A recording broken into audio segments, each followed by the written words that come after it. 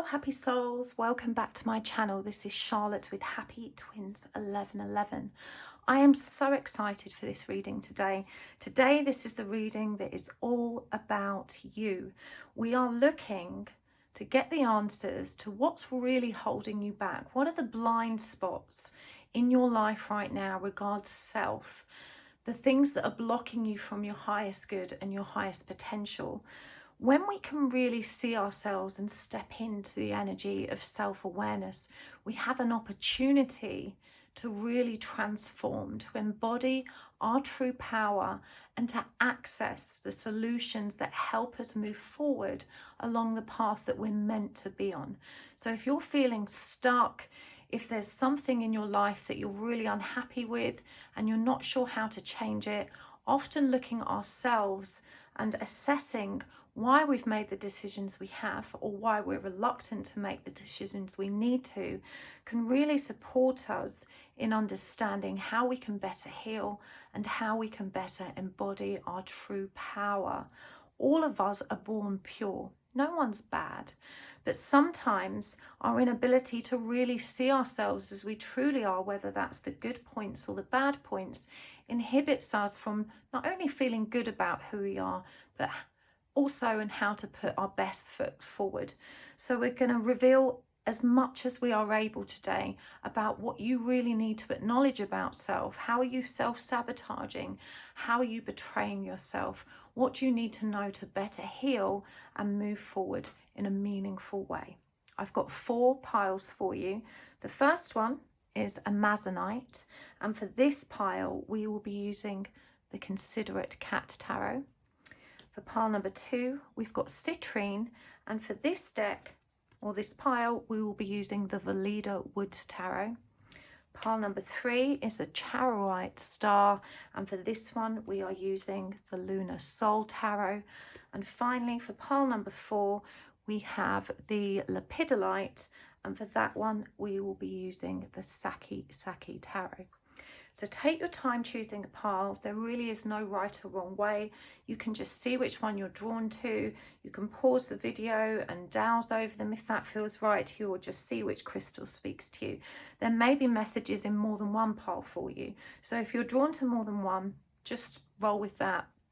And also YouTube has a tendency to recommend these videos to you at a later date. So be sure to make a note of the pile you chose in the comments so that when that happens, and it usually always happens in perfect divine timing, you know which one you have seen already.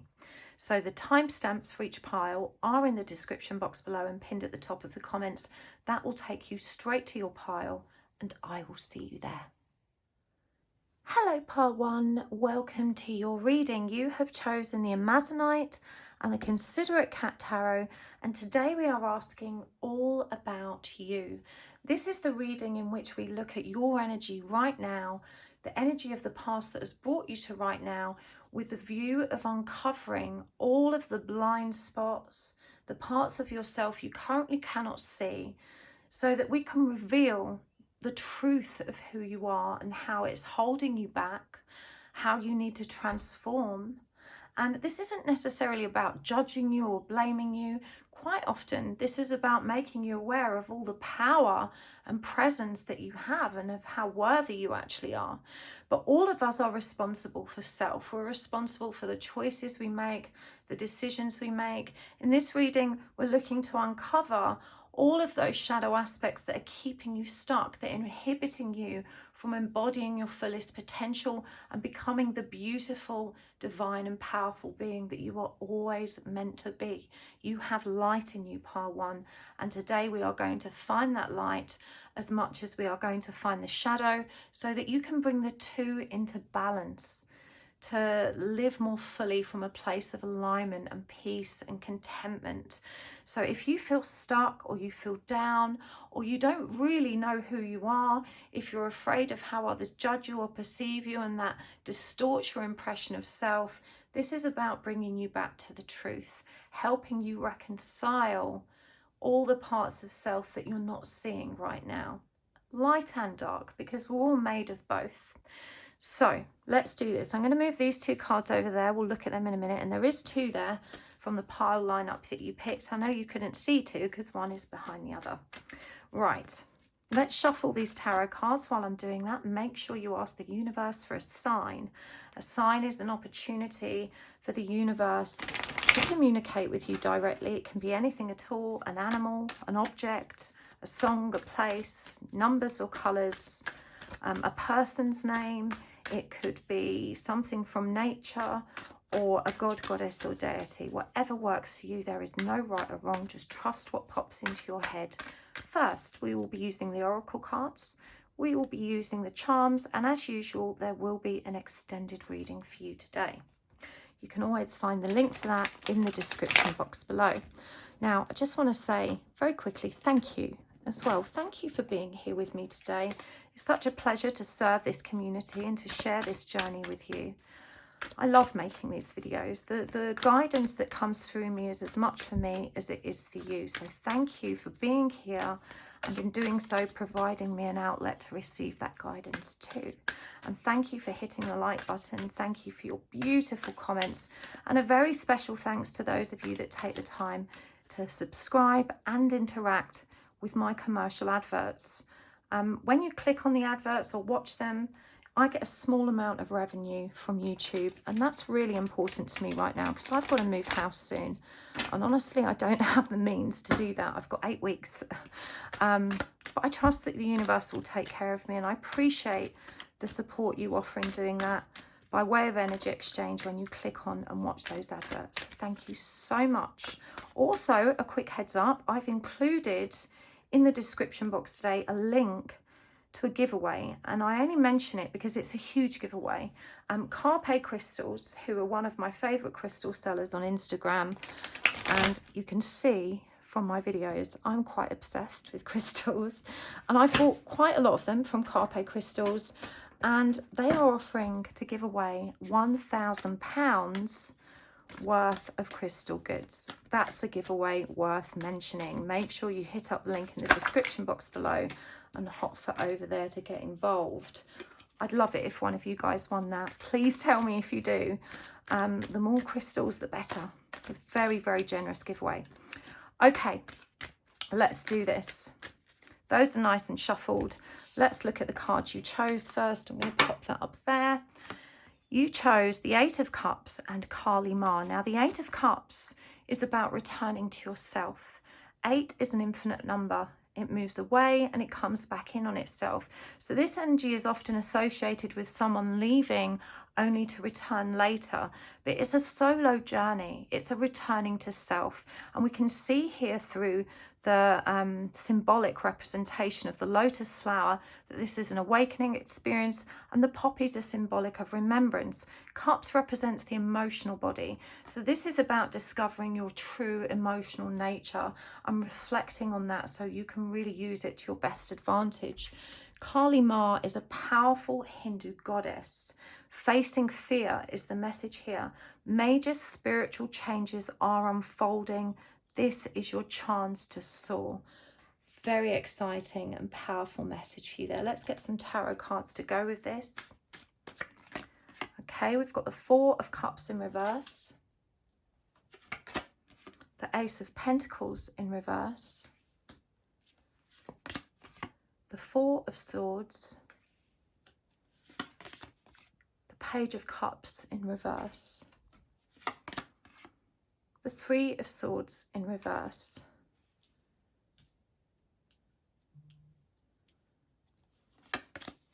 and the 4 of Pentacles. So 2 4s coming up for you here.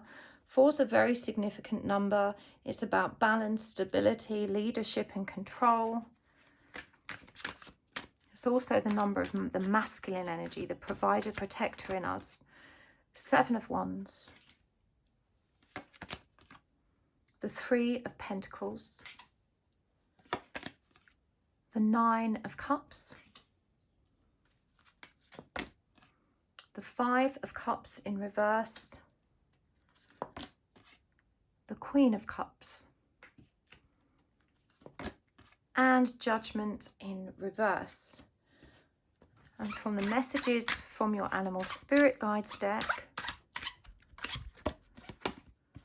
Octopus, and the Pueo, Hawaiian Owl. And from, I'm going to use this one. This is the Rise of the Warrior Oracle. One of my viewers sent this to me this week. So this is an independently created deck. Isn't it beautiful? Absolutely love it. The illustrations are lovely, but I especially love the headings on this deck. They are very suited to anyone that's on a spiritual journey, exploring their divine, feminine, and masculine aspects. Absolutely in love with it. I will link this one below so you know where to buy it. Feel the rose petals of love. Embrace your vulnerability. The joy of spring, new beginnings. One more. Summer heat. Things are hotting up. Okay, pile one. God bless you. Pile one, your self-esteem is on the floor. Your self-loathing is palpable. The first thing I want to say to you is that you are worthy. You are worthy and deserving of a good life. And I know that you don't feel like you are. The energy of depression and anxiety is very intense in this lineup. I feel very much that you have tried to heal and you continue to hit a brick wall or find yourself at rock bottom or a dead end. And rather than things getting better for you, it consistently feels like they just get worse. The first thing I want to say to you is it's going to be okay. Everything is going to be all right. You must just trust. When we are in our darkest moments, it's so hard to see the light at the end of the tunnel, but it's in those times when we must cling boldly to the faith that others have and their ability to see the light. I understand how you feel. I have also felt suicidal or like I've been at rock bottom. I was talked down from a cliff by two very loving Christian volunteers who patrolled those cliff paths looking for people like me who were ready to jump and give up on life. I thank God every day that those people were there to shine their light on my darkness when I couldn't summon the strength to do that for myself. If you are feeling suicidal, please, I beg you, reach out. Reach out for support. There will always be someone loving enough to hold your hand and share their light with you whilst you find your way back to your own. I found my way back and you can too. A new beginning is available to you, but you need to accept support.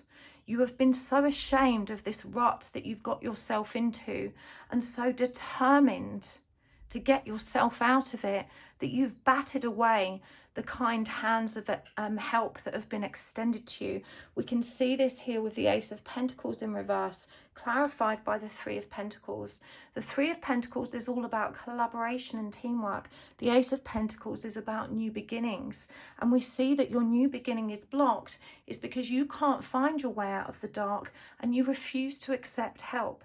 There is no shame in accepting help. And for some of you, maybe it's not the case that you couldn't accept it, but that you couldn't find it. Pile one, you're just looking in the wrong places. Call the Samaritans if that's all that's left for you. The Samaritans is staffed by volunteers who know exactly how you feel. There is always someone at the end of the line. And like I said, I needed that help. I couldn't have done it on my own. There is no shame in needing other people and needing help. You are hyper independent and you shame yourself so much for not being the person you think you should be. You think you should be strong. You think you should be so many things that you have not managed to achieve yet.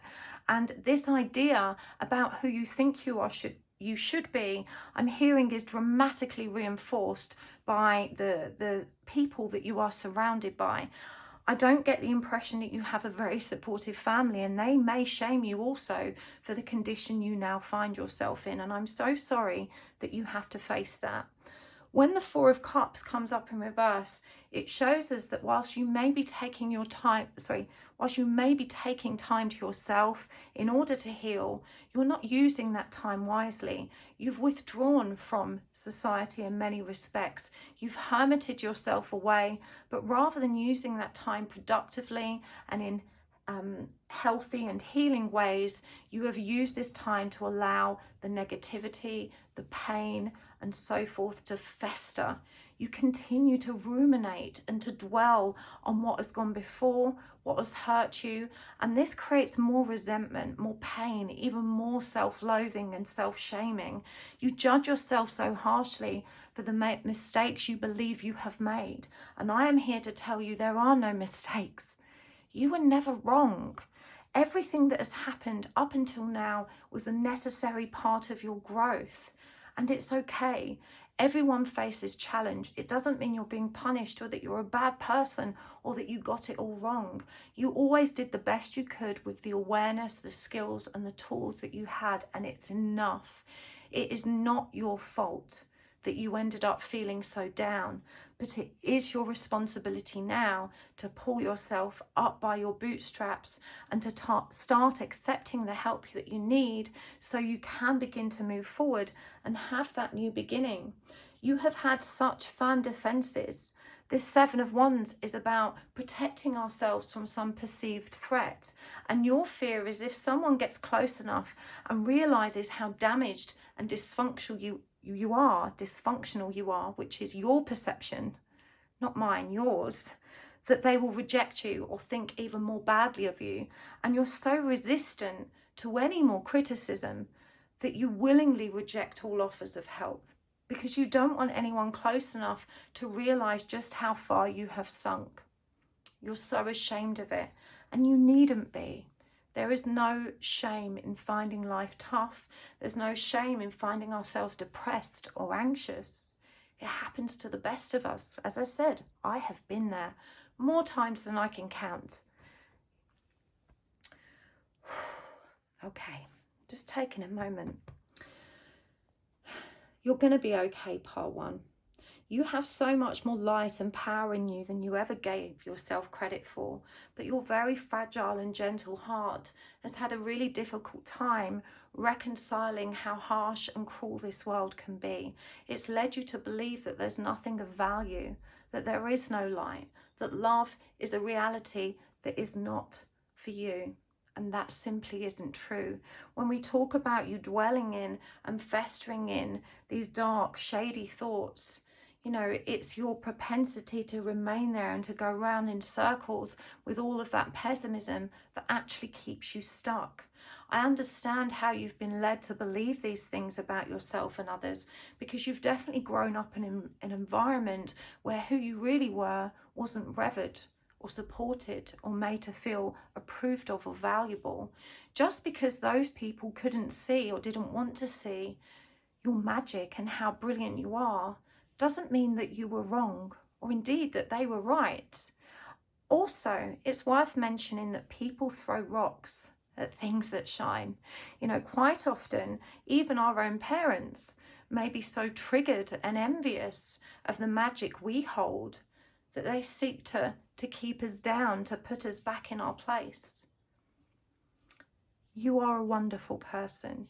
You are not to be measured by what you have or haven't done. Your value is not determined by your role in life or the job you have or where you live or who you spend time with.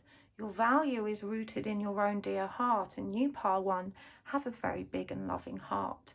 And again, I know it seems like the world is a cruel place and that it's too harsh for people like you, but there is a strength and resilience in you that defies that. And I know that to be true because so far you have lived with this darkness and this pain for so long. And if anything demonstrates real strength, it's that. It's the ability to keep going and to keep putting one foot in front of the other, even when you feel like you want to just not be here. That is strength. That is a painful battle that only the strongest of people can fight. And here you are listening to me today because you have a history and track record of rising above it to keep going. That is success. Okay, that is strength. You are so much braver and more powerful than you give yourself credit for, and you can recover. The Four of Swords is all about recovery. It's the energy of Zen, of finding our peace again, of taking enough time to rediscover that solace that is in us. The Three of Swords comes up here, and you can see on this Four of Swords that the cat is surrounded by the three. The one that is on the ground represents the energy of, should we call it a truce? And the truce you need to make is a truce with yourself. Yes, life hasn't dealt you the easiest hand. Yes, people have hurt you and burned you and treated you wrong. But somehow along the way, they have also convinced you that you deserved it. And yet there's still a quiet little voice in the depths of your soul that reminds you you didn't. And that's why you feel anger. Anger is the part of you that knows you never deserved that mistreatment. This Four of Swords is clarified by the Nine of Cups, and the Nine of Cups is all about emotional self-sufficiency, the ability to stabilize and regulate our own emotions. And so this is reminding you that you can recover, you can find that balance and peace within yourself again. You can bring your emotions back into balance. Now, traditionally, the Four of Swords depicts a man lying down inside a church, and he has this single sword upon his chest, which is symbolic of the truth in his heart. And of course, the church is perceived as a safe place, a sacred place, a place where we can connect to the energy of God and that infinite fountain of love that exists within God consciousness. You must turn towards your spiritual self in order to find the reserves of strength that you now need for this recovery. I'm not asking you to literally place yourself in the church. I'm asking you to place yourself in the heart of the love contained within the universe, to return to yourself. Remember, the Nine of Cups is the progression of that 8. When we go on that journey, and we seek to rediscover ourselves and the truth of who we are, we achieve this beautiful state of inner harmony, which is presented in the Nine of Cups. In the traditional image of the Nine of Cups, we see a gentleman at a party and no one has arrived yet. He's there waiting for his guests. The cups are lined up and he has a really joyful smile on his face. And it's symbolic of the satisfaction and contentment he feels in his solitude. It's indicative of him being able to be happy alone whilst also embracing the joy of those guests that are invited and will join him soon. It's symbolic of you being able to trust in self and provide self with everything you need. You've been very angry and resentful that the people around you haven't loved you in the way that you needed. And you're justified in that anger. There's no shame in it. But truthfully, as an adult now, it's your responsibility to give that love and support to self. There is no value in continuing to dwell on what's in the past and how others let you down. Also, and this part's very important, you don't need to understand why they did that. There's a part of you that needs closure. There's a part of you that's desperate for those people, and maybe a very specific person, to hold their hands up and say, yes, I'm the villain. I'm sorry, and I shouldn't have done that. I'm not sure what you think you're going to get from this, but it's not what you think it is. And furthermore, these people have stubbornly refused to offer you that closure, and yet you continue to pursue it and recklessly demand it because you're convinced that that's what will heal you, what will help you move on, what will help you forgive and to bring back into balance the fury and anger that you feel. That's a really misguided and limiting belief. We can't demand that from other people. These people have already shown you that they're not willing to or cannot face themselves in the way that you are asking them to. That doesn't mean that you were wrong, and it doesn't mean that they were justified in treating you the way they did. It just means that they are not ready to own it, and that is not a measure of your value, and neither is it an obstacle to you healing and moving forward. Other people's inability to see who you really are and to love you in the way that you deserved is actually nothing to do with you and everything to do with them. The Page of Cups in reverse, clarified by the Five of Cups in reverse, reminds us that you have been on this journey for a very long time. You know, all of this mistreatment started in childhood with parents who were very codependent, who used you as a symbol of their own value. And that meant they placed a lot of pressure on you to be the person they needed you to be so that they could feel good about themselves. And this grief and this anguish has only come to light more recently as you begin looking outwards at your external reality and judging the people that have, let you down. It's hard to wake up and realise that our parents or caregivers aren't the people we thought they were, or that our upbringing was more dysfunctional than we had cared to realise. It's really hard, especially when we still love those people very much, but we are now painfully aware of their dysfunction and how it impacts on us. I feel like you've been very stuck in this because they have refused to change and you have been unable to tolerate their inability to change, and it just perpetuates this cycle of resentment. Again, the Three of Swords in reverse, much like the Five of Cups, indicates all of that unresolved pain and trauma that you are refusing to be accountable to. As I said, it doesn't serve you to give other people the power or responsibility to heal that. You think that if other people changed the way they behaved, apologized in the way you need them to, or acknowledge their wrongdoing, that you will somehow be vindicated and feel better. It's almost like you need them to give you permission to feel the way you feel, that their denial of any wrongdoing makes you feel like some kind of mad person that is reacting for no reason. It's so awful to be gaslit that way, to have our pain and the purpose, or not purpose, but the reasons for it denied.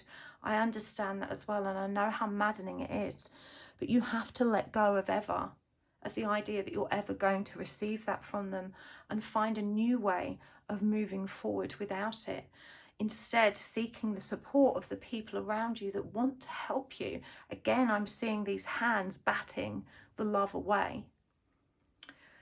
The Queen of Cups. I think this is the relationship we referred to.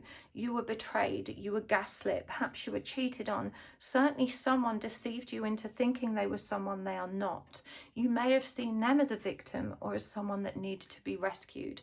And you rolled in there with a heart so big, desperate to help, desperate to fix, desperate to love them better. And they repaid you by hurting you. And you're so angry about that. You're so angry that you wore your heart on your sleeve, that you put yourself out for this person, and that they later revealed themselves to be someone that you couldn't accept or believe that they were. I still think you struggle with that. I think you struggle to come to terms with the idea that the person you thought they were simply wasn't real. When we find out something about someone we love and we realize they are not the person we thought they were, the level of grief we experience is literally like they died. Coming to terms with losing someone that hasn't died in that way is really, really hard. I feel like this has been one of the hardest things for you to reconcile. And this is why you want this person to acknowledge what they've done. They're not going to. We have Queen of Cups energy here. You're being called to mother yourself through this pain. You're being called to understand and finally accept that this person cannot offer you what it is that you want.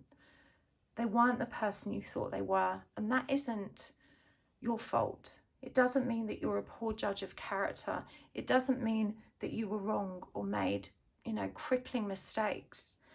You hate yourself so much for having made the decisions you did. The regret is so intense, but it doesn't serve you. You need to let go. And I know that that feels so hard because you're consistently tortured by these ruminating thoughts. The message here is that you are not your thoughts. You are not the mind. You are the soul that is aware of those thoughts. And when we have thoughts that are consistently negative, self-sabotaging, self-abusive, we have a responsibility to ourselves to work very hard to address them and bring them back into balance. No one else can do that for you. We often think that if everyone else fills up our tank with all of their positive thoughts about us, that will make us feel better. But if our own mind is bullying us, what other people tell us will struggle to stay rooted and to integrate into our state of being. This is an inside job, part one. You have to do it for yourself. The judgment card here is in reverse. And this tells me that the universe, your soul, has been trying to reach you and wake you up from this pain, from this dark night of the soul for a very long time. And the dark is so dense and so challenging that you've been unable to face those fear-based aspects of self. Instead, you continue to focus it outwards. You must let go of this idea that something or someone in your external reality can save you. There are lots of people that will support you and hold your hand along your healing path. But that healing is your job and your job alone. You are a very divine and powerful being. You have a light and magic in you which is just beautiful. You know that you have this big heart. You must stop betraying yourself in favor of perpetuating, again, this really negative mindset that keeps you so stuck. The octopus has such an interesting message. He says, practice shape-shifting by altering your physical appearance and mannerisms. I'm hearing that one of the reasons you withdrew from friendships, from life, you may have even withdrawn from your career. This is what creates this self-loathing. You've been maybe unproductive and you found yourself, wasting time, or you perceive that you were wasting time. But the octopus reminds you that how other people perceive us is something we have power over to a point. First of all, I think it's important to mention that we shouldn't be too caught up in other people's perceptions of us anyway. But I'm hearing that for you, there's a deep-rooted paranoia or fear of other people judging you or seeing something in you that's not there. Perhaps you worry they'll think you're weird or too depressed or too miserable or moody, or that there's something very wrong with you. And the universe is saying, okay, well, if you want to face that fear, you must also take steps to change that status quo. People react to the energy that we bring forward. And the octopus reminds us our power to transform. By adjusting our body language and our state of mind, we are able to put across a new message and a new energy that communicates to people who we are. So if you really fear how others perceive you, then allow yourself to embody the power that you have to show up differently. I'm not saying that you need to, because you are enough as you are, but you also, our energy precedes us. So if you're showing up feeling defensive and paranoid and less than, that is going to be the energy that you emanate. You have power over your state of being and how others receive you. This is what the octopus is reminding you of. In fact, this card came up in a private reading I did recently. And the story I shared with that person was when I did a dog whispering course with Caesar Milan, the dog whisperer. And one of the things he advised was that when you are with your dogs, you have to behave like an alpha. And if you don't feel like you are an alpha, you have to act like one. And so he asked us to embody the energy of someone we perceived as powerful. And for me, I chose a goddess. And he asked us to be literally like actors, to think about how that person would feel and to behave in both body language and mannerisms like that person. And to my absolute surprise, my normally unruly dogs, when I embodied the energy of this goddess, they walked right alongside me without pulling on their leads, because I was holding that energy. Fake it until you make it is the message there.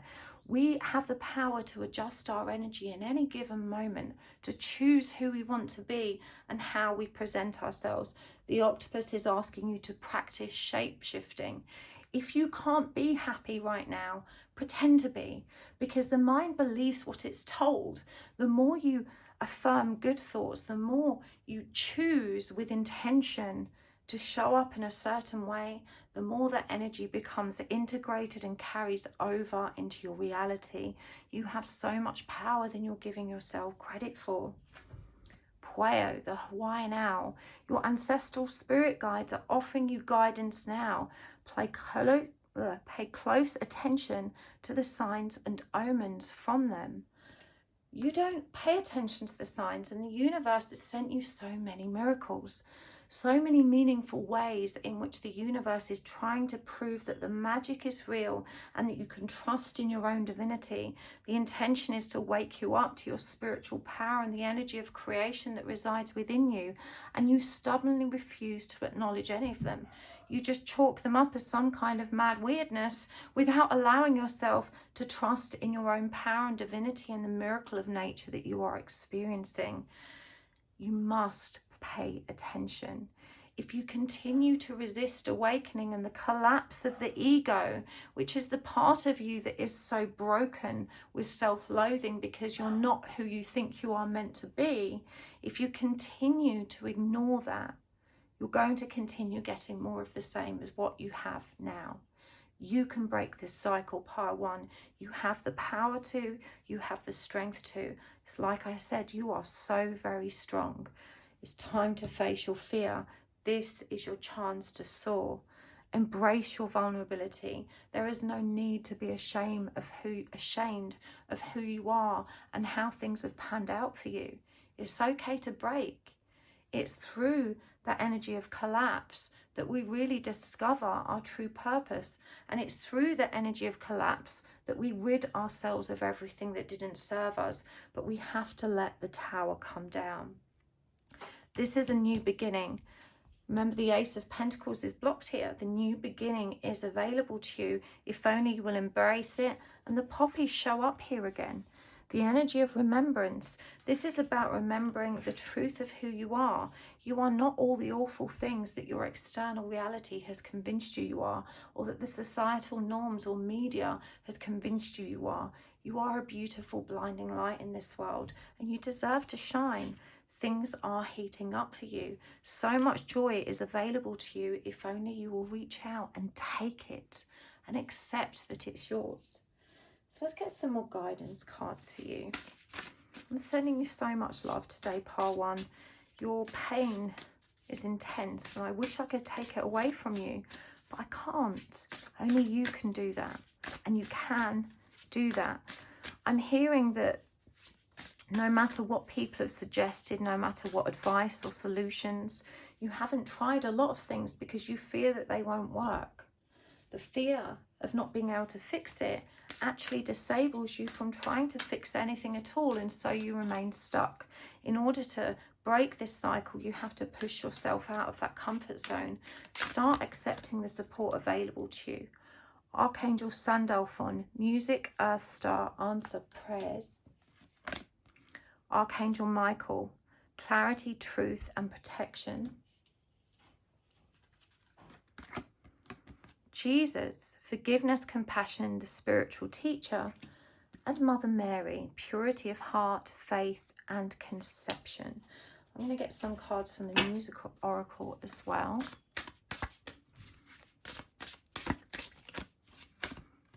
Beyonce, I love her. Johnny Cash, he's also magic. And from the personal power deck, I have permission. I am authentic. And from the charms, okay, see what we've got here. Writer, you have a natural skill, flair and talent for writing. You are very, very gifted. The bumblebee ring, this was a gift to me from ASO Tarot. And the bumblebee, of course, is symbolic of community and the collective working together to achieve something. Remember, there is a big community of lighter souls here for you. There are loving people just like you out there that can help you along your path. The Three of Swords, you have to heal this pain. It's not going to go away on its own. You won't wake up one morning and find that it's just gone unless you take the steps to embody the good vibes. And look, this jar is closed. You need to unscrew that lid and breathe it all in. Recognize the power that is available to you. The time here indicated is 7:05. 7 is a divine number. 1 represents that new beginning and your power to create it. And love. There is love in you. There is love in the world around you. You can find it and you can feel good again. Let's start with our Archangel Sandalphon. The energy of music is significant for you. We had writer here. Now, I'm hearing you're particularly passionate about music. Perhaps you find a lot of solace and comfort in listening to it, or it allows you to connect with your feelings when other people express it or articulate it through the medium of musical expression. Perhaps you could write music. Write good and hard about what hurts, Par 1. You have a natural flair for the written word, and lyrics is a way that you can learn to express yourself, or even poetry. You don't have to be able to play an instrument to be able to hum a little tune and get a feel for a song you're creating. This is a way that you can privately journal in a meaningful and creative way. You need to trust the Earth Star chakra connects us to our Mother Earth energy, that place from which we are all born. And it says here as well, answered prayers. This is also the energy of the death card, number 13, which is Scorpio energy. It's the resurrection, the rising like the phoenix from the ashes. We have to die to be reborn again and new. Remember that new beginning is available to you. Allow the tower to come down and collapse. You have an opportunity to be reborn again in this lifetime. Every day we have the opportunity to start over. We are not who we were yesterday or the day before that. Every day we are brand new and we have an opportunity to grow. Archangel Michael reminds you that you are divinely protected. He brings the energy of clarity and truth, helping you see who you really are and all of the potential and power within you. Jesus, he encourages you to forgive, not just others, but more importantly yourself, to hold yourself in compassion and to recognize the spiritual teachings available to you through this experience of pain and suffering. Mother Mary, purity of heart, and you do have a pure heart. Conception, again, this is about new beginnings and faith, trusting in the forward movement of your journey. Beyonce says confidence can be the most powerful aphrodisiac, be everywhere and nowhere and at once. When someone sings from the heart, don't go tone deaf. You know, this is about, again, music, singing from the heart. Don't allow yourself to be deaf to your own emotional self. It's time to express it, to return to yourself, to remember, to embrace the awakening and allow yourself to flourish. Johnny Cash, making the right enemies is as important as making the right friends. Heaven or hell, it's up to you. Darkness is your friend. I want you to screenshot this one. This is a really important message. Making the right enemies is as important as making the right friends. You've been trying to get these people to love you and to tell you they're sorry. You've been clinging on to people that no longer serve you. Let them go. You know, sometimes you need to know who isn't your friend, and that people can't always transform and become the person you want them to be. Heaven or hell, it's up to you. You choose your state of being. You choose every day the life that you're creating for yourself. Darkness and the experience you're having, it may not feel like it right now, but I can tell you, Par 1, hand on heart, it's a blessing. It's through our experience of the dark that we develop more purity of heart, more compassion for ourselves and for others, forgiveness. Darkness is your friend. It's trying to teach you how strong you really are and how much power you have to transform. Give yourself permission to start over. There's this awful feeling in you that it's too late, that you've left it too long, that there's no going back, that nothing can be better, that you don't deserve it, that you've ruined it. This regret, this limiting belief is what keeps you so stuck. It's what stops you from trying because you keep telling yourself it's so impossible, but it isn't. I am authentic. It's okay to be who you are right now. You know, to be in a difficult place doesn't devalue your existence. It's okay. And you're still lovable and loving. Just because you're in a bad spot doesn't mean you are not worthy. Again, I'm guided to come back to the energy of writer. right, good and hard about what hurts. That's what Ernest Hemingway said. He reminds us, I don't know if you've read Ernest Hemingway. If you are an avid reader and you've never picked up one of his books, I warn you that he is a bit miserable, but he also explores his misery in such an eloquent and beautiful way that he is one of my favourite writers. You need to allow yourself to be inspired by the writers that made their pain an art. Darkness is your friend. It allows you to discover parts of yourself most people are too afraid to face. Facing your fear allows you to soar. Now is the time. I'm going to take this reading over to the extended now, part 1. Thank you so much for joining me here. I really hope that you're going to be okay. I appreciate you sharing this time with me, and I'm sending you so much love and light. If you would like to learn with me, don't forget to check out my website. You can book a mediumship class with me there that starts, I believe, in June.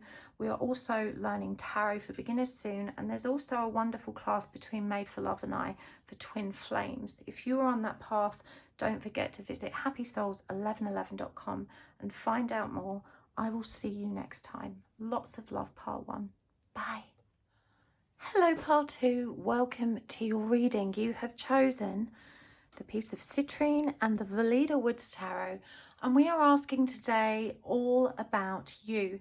This is the reading in which we explore everything you need to know about yourself right now to enable you to move forward for your highest good. We're going to reveal the blind spots, the shadows, and the positive things that you're not acknowledging about yourself. The focus of this reading is just to help you see yourself with clarity, with love, with compassion, so that you know where to make adjustments so that you can start living the life that's meant for you. So let's do this. I'm going to move these 2 cards over here, and there is 2. You probably didn't realise that when you picked your pile, but there's another one hidden beneath. We'll look at those in a moment. I'm going to give these ones a really good shuffle, and that's always a perfect time for you to ask the universe for a sign. And of course, a sign can be anything at all. It's just a way for the universe to validate its presence with you here today, to really help reaffirm your faith. You can ask for an animal or something from nature, an object, a name, a place, a song, a sequence of numbers or colours, or perhaps it's a god, goddess or deity, whatever works for you. And don't forget, I've put a little note in the description box below about an incredible crystal giveaway that one of my favourite crystal sellers is offering. I don't normally mention things like this in my videos, but it's £1,000, which in dollars, I think that's about $1,300. It's a huge giveaway, literally £1,000 worth of crystals, and you could be in with a chance of winning. I love it if that prize went to someone in this community. You can find the link for Carpe Crystal's Instagram, where the giveaway is held, in the description box below. And don't forget, there's still time to sign up for my classes. You can find all the details at happysouls1111.com, and hopefully you'll come and learn with me. I can't wait to see you there. We're doing a twin flame class with Made for Love. If you wanted to learn about twin flame energy, we will be doing mediumship for beginners again. I'm so excited for round 2 of that. It's always such a special class, such a gift to share that journey with you. And the tarot for beginners class, if you want to learn how to read like me, I will see you there. But let's do this for your reading. We're using oracle cards, we're using the charms, and of course the tarot deck that you chose. This is such a beautiful deck, and I hope you like my crystal grids today. The reason I chose a sun and kind of this storm cloud is because I kind of wanted to emphasize that there's always a silver lining. For every shadow aspect, there's always light to illuminate it. And of course, dark is just the absence of light. It cannot exist when light is present. I think that's always worth remembering. So what do you need to know about you? Okay, this one turned over, so we're going to keep it. It's the 2 of Swords in reverse, the Magician in reverse, the 5 of Swords, and Temperance in reverse, the 2 of Wands. Let's just move these over so we can squeeze one more in.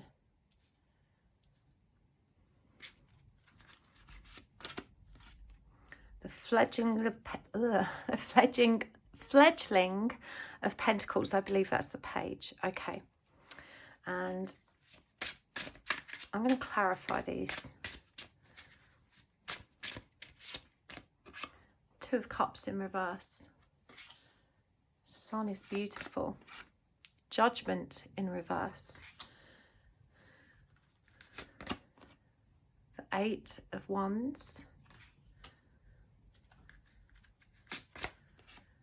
The High Priestess. The Empress in reverse. And the Ten of Cups in reverse. Okay, I'm going to turn these oracle cards so you can see what they are. So here we have Strength and Lady Portia.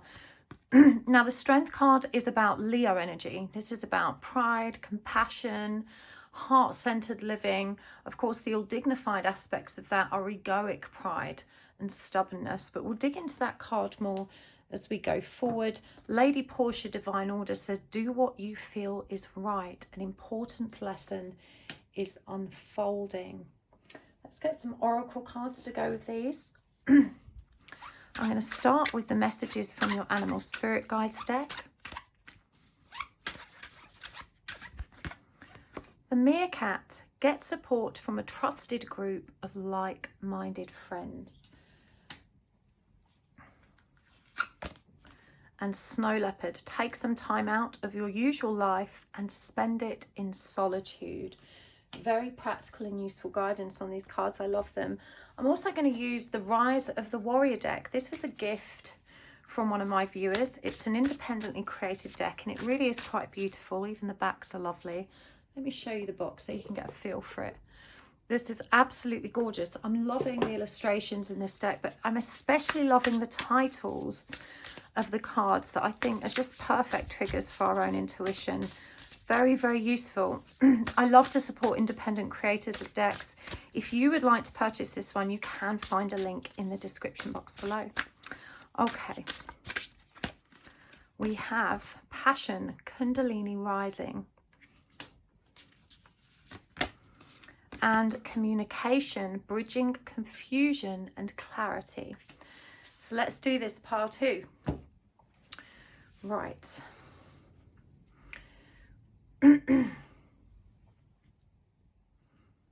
What I'm getting from this and the things that you need to be about yourself is your attachment to the ideal of romantic love. I'm hearing that you have some relatively distorted ideas about what love is, and also this inability to find peace and contentment and joy as a result of that perceived absence of love in your life.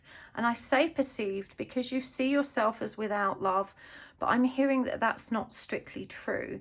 It's your perception of love that is distorted and inhibiting you from actually being able to see the love that is actually available to you. You may have felt for some time that you're frustrated now about being alone, that you're ready to have a relationship, that you're, and you're frustrated and impatient that the right opportunity to have the kind of relationship you want hasn't transpired. We see a lot of indecisiveness here around the energy of relationships, because we've got the 2 twos. Now the 2 of Swords, when it's in reverse, well, let's talk about it upright. The 2 of Swords in the upright position is about an inability to make a decision because we don't have access to all the information that's required. And it's not necessarily the case that all the information isn't available to us, it's that we're looking in the wrong places. Indeed, in the traditional 2 of Cups, what we see is a woman with the swords crossed in front of her. She's wearing a blindfold and she has her back to the sea and to the moon. And what that symbolizes is that she is ignoring her intuition, which is the moon, and she's ignoring the emotional information available to her, which is represented by the ocean. When this card is in reverse, it's an even more indecisive energy. Not only does it show us that we're not accessing all the information available to us, it shows us that our beliefs are so limited that we're also unable to receive clarity through the mental aspects of our body and through our material realms as well. And this is clarified by the Two of Cups. Now, the Two of Cups refers to a new relationship. And we can see again that this is a card that's in reverse, which indicates that this is a new relationship that hasn't yet happened. Now, I'm guided to talk about manifesting and co-creating. You're definitely someone that understands manifestation or that has done some research around it, if not in recent times, certainly in the past. Now, we have to remember that we can't manifest specific people. It's wrong to interfere with a person's free will in that way. So you want to be avoiding, spells or love spells which are designed to manipulate a person to come towards us. What we can manifest is the energies that open the door to love. But in order to do that, we have to be clear about what love is. And if we have too many specifications, we actually limit the universe's potential to bring us the love that is meant for us. So let me give you an example. Let's say that your soulmate is a specific type of character, but in your mind, you believe that your soulmate needs to be X, Y, Z, and you've got a big list of kind of attributes that this person must have, or qualities that they must fulfill, but they might not necessarily align with the person that's actually meant for you.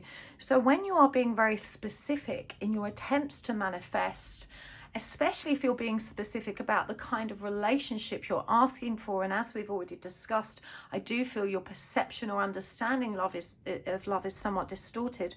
What we're essentially doing is limiting the universe's potential to bring us what's meant for us. And that means, that we're essentially self-sabotaging by being so specific in our requirements. The Magician here is in reverse, and he is also symbolic of the power to manifest. And so we see that with this card blocked or in the reverse position, that you are not at the moment really taking advantage of or making best use of the energies of creation that are available to you. And we see that Judgment is in reverse here. This suggests to me, and do you know what, there's so many daffodils outside my window right now. I think this is a significant symbol, but this suggests to me that your judgment as far as manifesting goes is flawed. There are discrepancies here that actually inhibit you from getting what you want. You're your own worst enemy in this respect. But let's talk about what love is, because you have some perspective that, the right person will make you happy. The right person will make you feel loved, that they will somehow release you from the agony of loneliness and discontentment that you have been stuck in.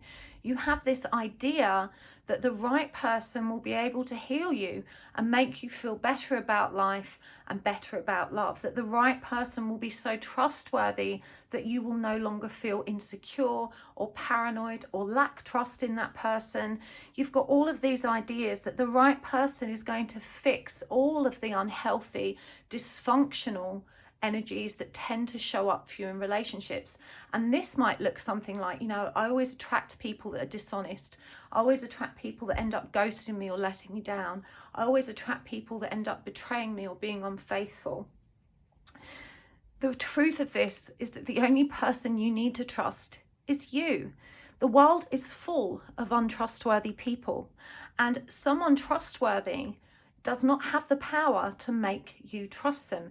Your inability to trust is rooted in the experiences of betrayal that you have had. So it's created a fear, and that fear consequently rises up because it's your body's way of warning you every time it's triggered. When we learn to trust ourselves, we're able to see people as they really are, rather than seeing them through the distorted lens of our own fear-based perception. And that means that because we are seeing with clarity, we are able to accurately observe the red flags that we would otherwise have ignored and therefore betrayed ourselves. What I mean by this is that Really healthy people tend not to end up in really dysfunctional relationships. And that's not because they're just attracting better people. It's because they are more discerning about where they invest their love and their time. And so when they see and observe these red flags, they're not afraid of being alone. And so that empowers them to take the right actions to protect themselves. When we are insecure and lonely and we need somebody else's love to prop us up and help us feel good about who we are, to feed us with that life-sustaining force of love, which is a necessary form of sustenance, we no longer feel brave enough to really be discerning when those red flags are right in front of us. We tend to swallow the lies whole and ignore them because we don't want to believe that we're once more facing being let down or being rejected. And so this causes us to abandon our truth in favor of clinging on to something which we feel like we absolutely need. The energy of need is not a healthy perspective of love. This idea that someone else will make you happy and help eliminate the pain you feel and the loneliness and the insecurity, the idea that someone else is going to make you learn how to trust again. No one can do that for you, part two. And it's because you're approaching these relationships with this distorted perspective, because you don't have healthy boundaries for yourself, and because you haven't learned to trust yourself, that the right relationship continues to elude you. Now we've got the Five of Swords here, and this is all about mental conflict. And we see with the Eight of Wands that there's a lot of fast moving energy and transformation occurring for you at this moment in time. You're beginning to recognize how some of your own perceptions of love are unhealthy. And I do feel like you're really grappling with them. Now, when I talk about self-love, and I talk about the idea that it's no one else's responsibility to make us happy, to make us feel loved, those kind of statements are very triggering for some people. They firmly believe that we should absolutely expect other people to make us feel happy and to make us feel loved. And they react quite angrily in response to statements like that. Of course, loving yourself doesn't mean that we shouldn't expect to be loved and respected and cared for in relationships. What it means is we shouldn't rely on it, that it's no one else's responsibility to make us happy. That's an inside job. When we make ourselves happy, we have the power and potential to receive love and any happiness that that co-creates with a much more appreciative heart, because we don't need it. We already have enough. And so we can lovingly accept all of the joy and the contentment and the peace that arrives as a result of a loving interaction without leaning into it in a desperate, clinging way, expecting too much of any individual. In truth, no one can be entirely responsible for our happiness. We can't really always be responsible for our own happiness. So the goal is always interdependence. You know, it's about being able to prop ourselves up, but also knowing how to lean into one another when the need arises. And so if we were entirely codependent on someone else for the love we need, what would happen when they are sick or they're struggling or they're going through very personal changes that means they need more alone time? In those moments, if we don't have enough love and happiness to give ourselves, we're going to really suffer, and we're going to blame and resent that person when they need to pull back in order to take care of themselves. It's these kind of relationship issues that create a very toxic dynamic where one person has very unhealthy expectations and takes it very personally when the other person needs time or space alone to take care of themselves. Those kind of unrealistic or unhealthy expectations put undue pressure on a relationship. And we're seeing that this is a pattern or cycle that you've been moving through in your past. When that happens, it also makes it very difficult to leave a relationship even when it's toxic, because each counterpart is relying on the other to provide that vital sustenance of love, and they would rather hoover up the toxic crumbs because they can't cope or provide it for themselves. So what this essentially means is that not only are you safer and less vulnerable when you take care of your own needs to be happy and loved, but you also invite into your experience a much more balanced perspective in love with someone that is able to do the same for themselves. Now, the universe is really protecting you right now. It's protecting you from your inability to enforce healthy boundaries. It's protecting you from your inability to identify a healthy love when it presents. It's protecting you from your inability to observe the red flags and consequently find yourself moving into a relationship which isn't good for you. Right now, you are alone for a reason, and rather than resent it and allowing yourself to dwell in the energy of frustration and impatience, you're being asked to rise up and develop the strength in your own heart so that you can sustain yourself in a loving manner and find that contentment and that peace and that happiness and that energy of love where you stand, so that you are no longer reliant on receiving it from others. It doesn't mean you should reject it from others. It just means that in the absence of that love, you can still be happy. Now, remember we spoke about the Strength card. There is a post on my community page about the Strength card. It's probably a few months ago, so you might have to scroll down a few pages to find it, but I really think it would help you to read this post. As I said, the Strength card is represented by the energy of Leo, which is about pride and leadership and the energy of power. But strength, of course, has many different faces. For example, we can perceive assertiveness and aggression and, egoic pride as strength.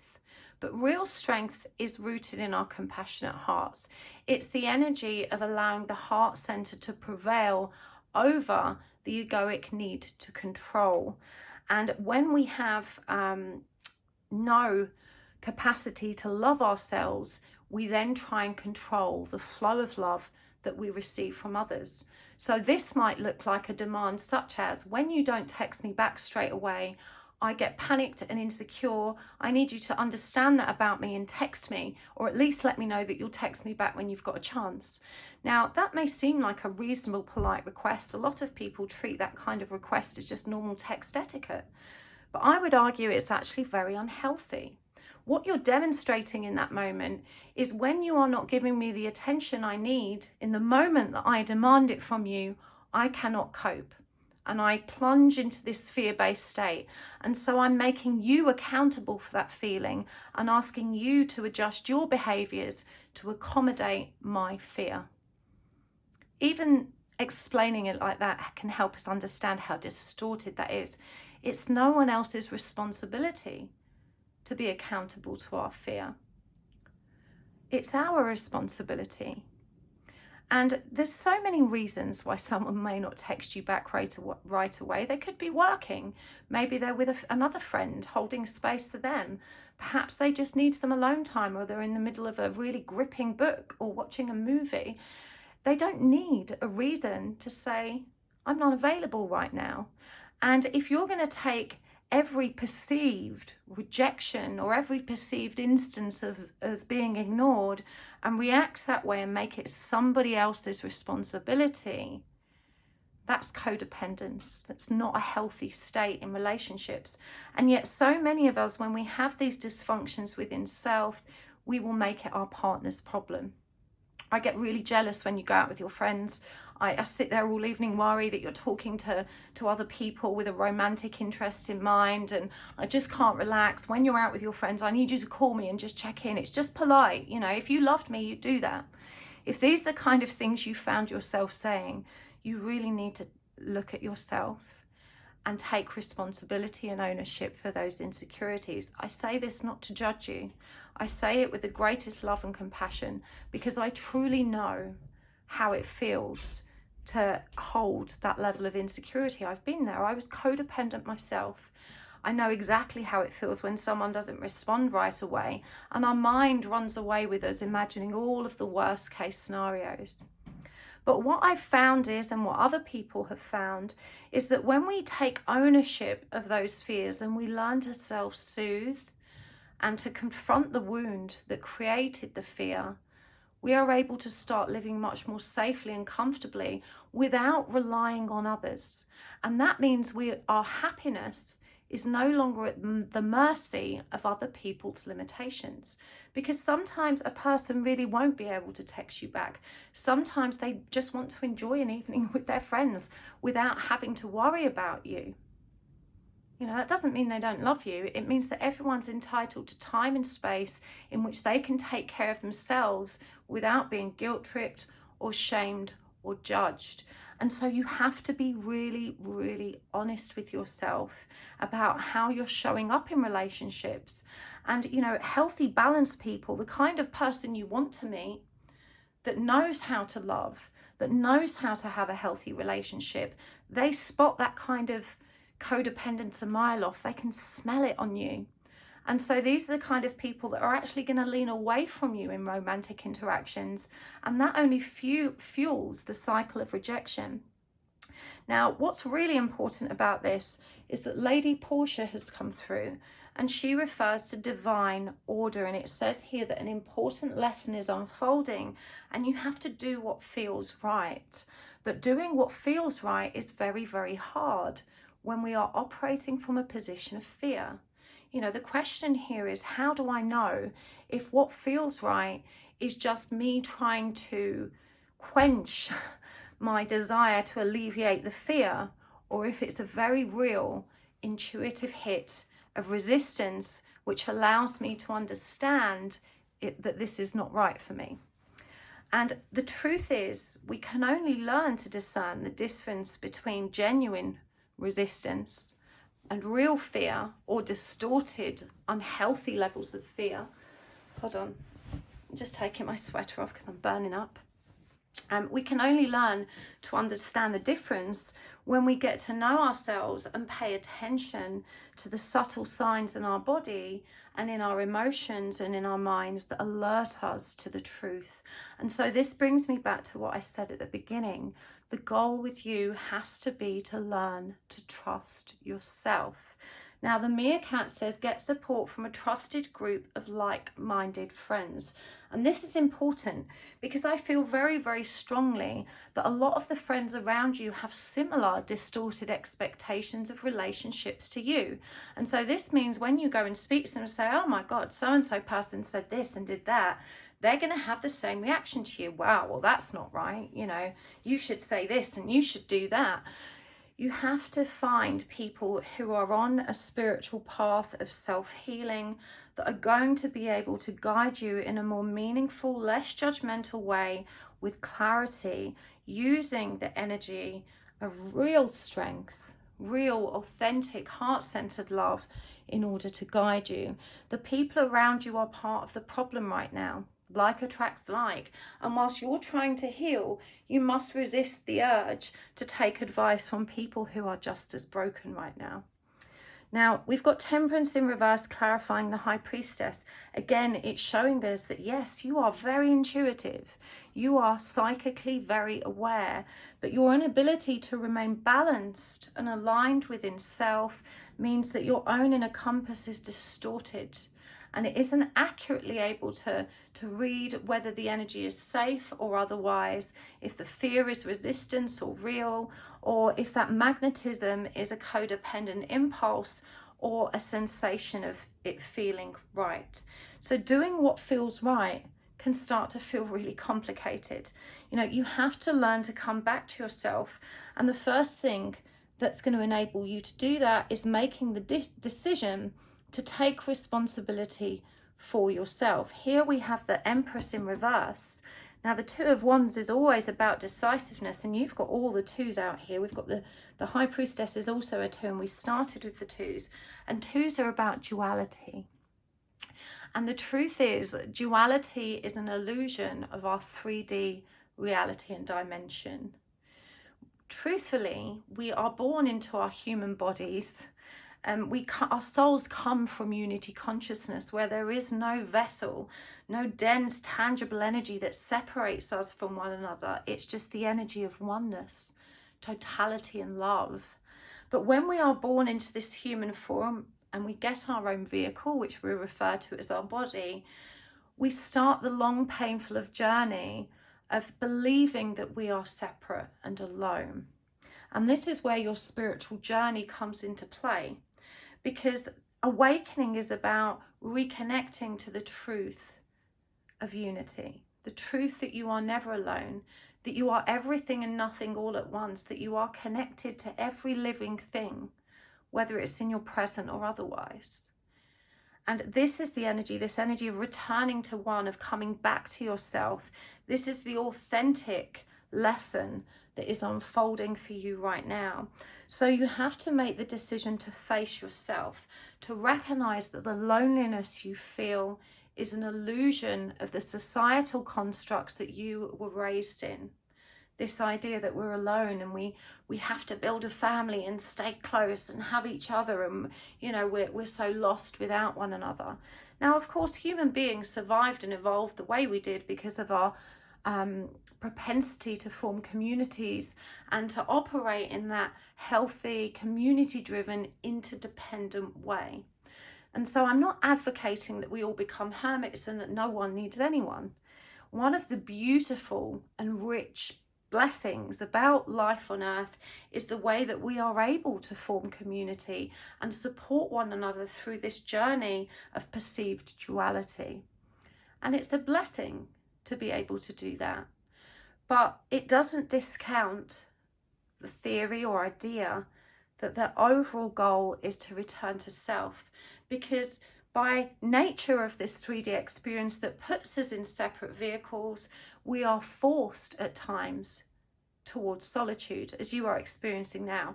Right now, you feel desperately lonely because there's no one there to hug you and reassure you and support you in a meaningful, emotional way. And so you feel bereft without it.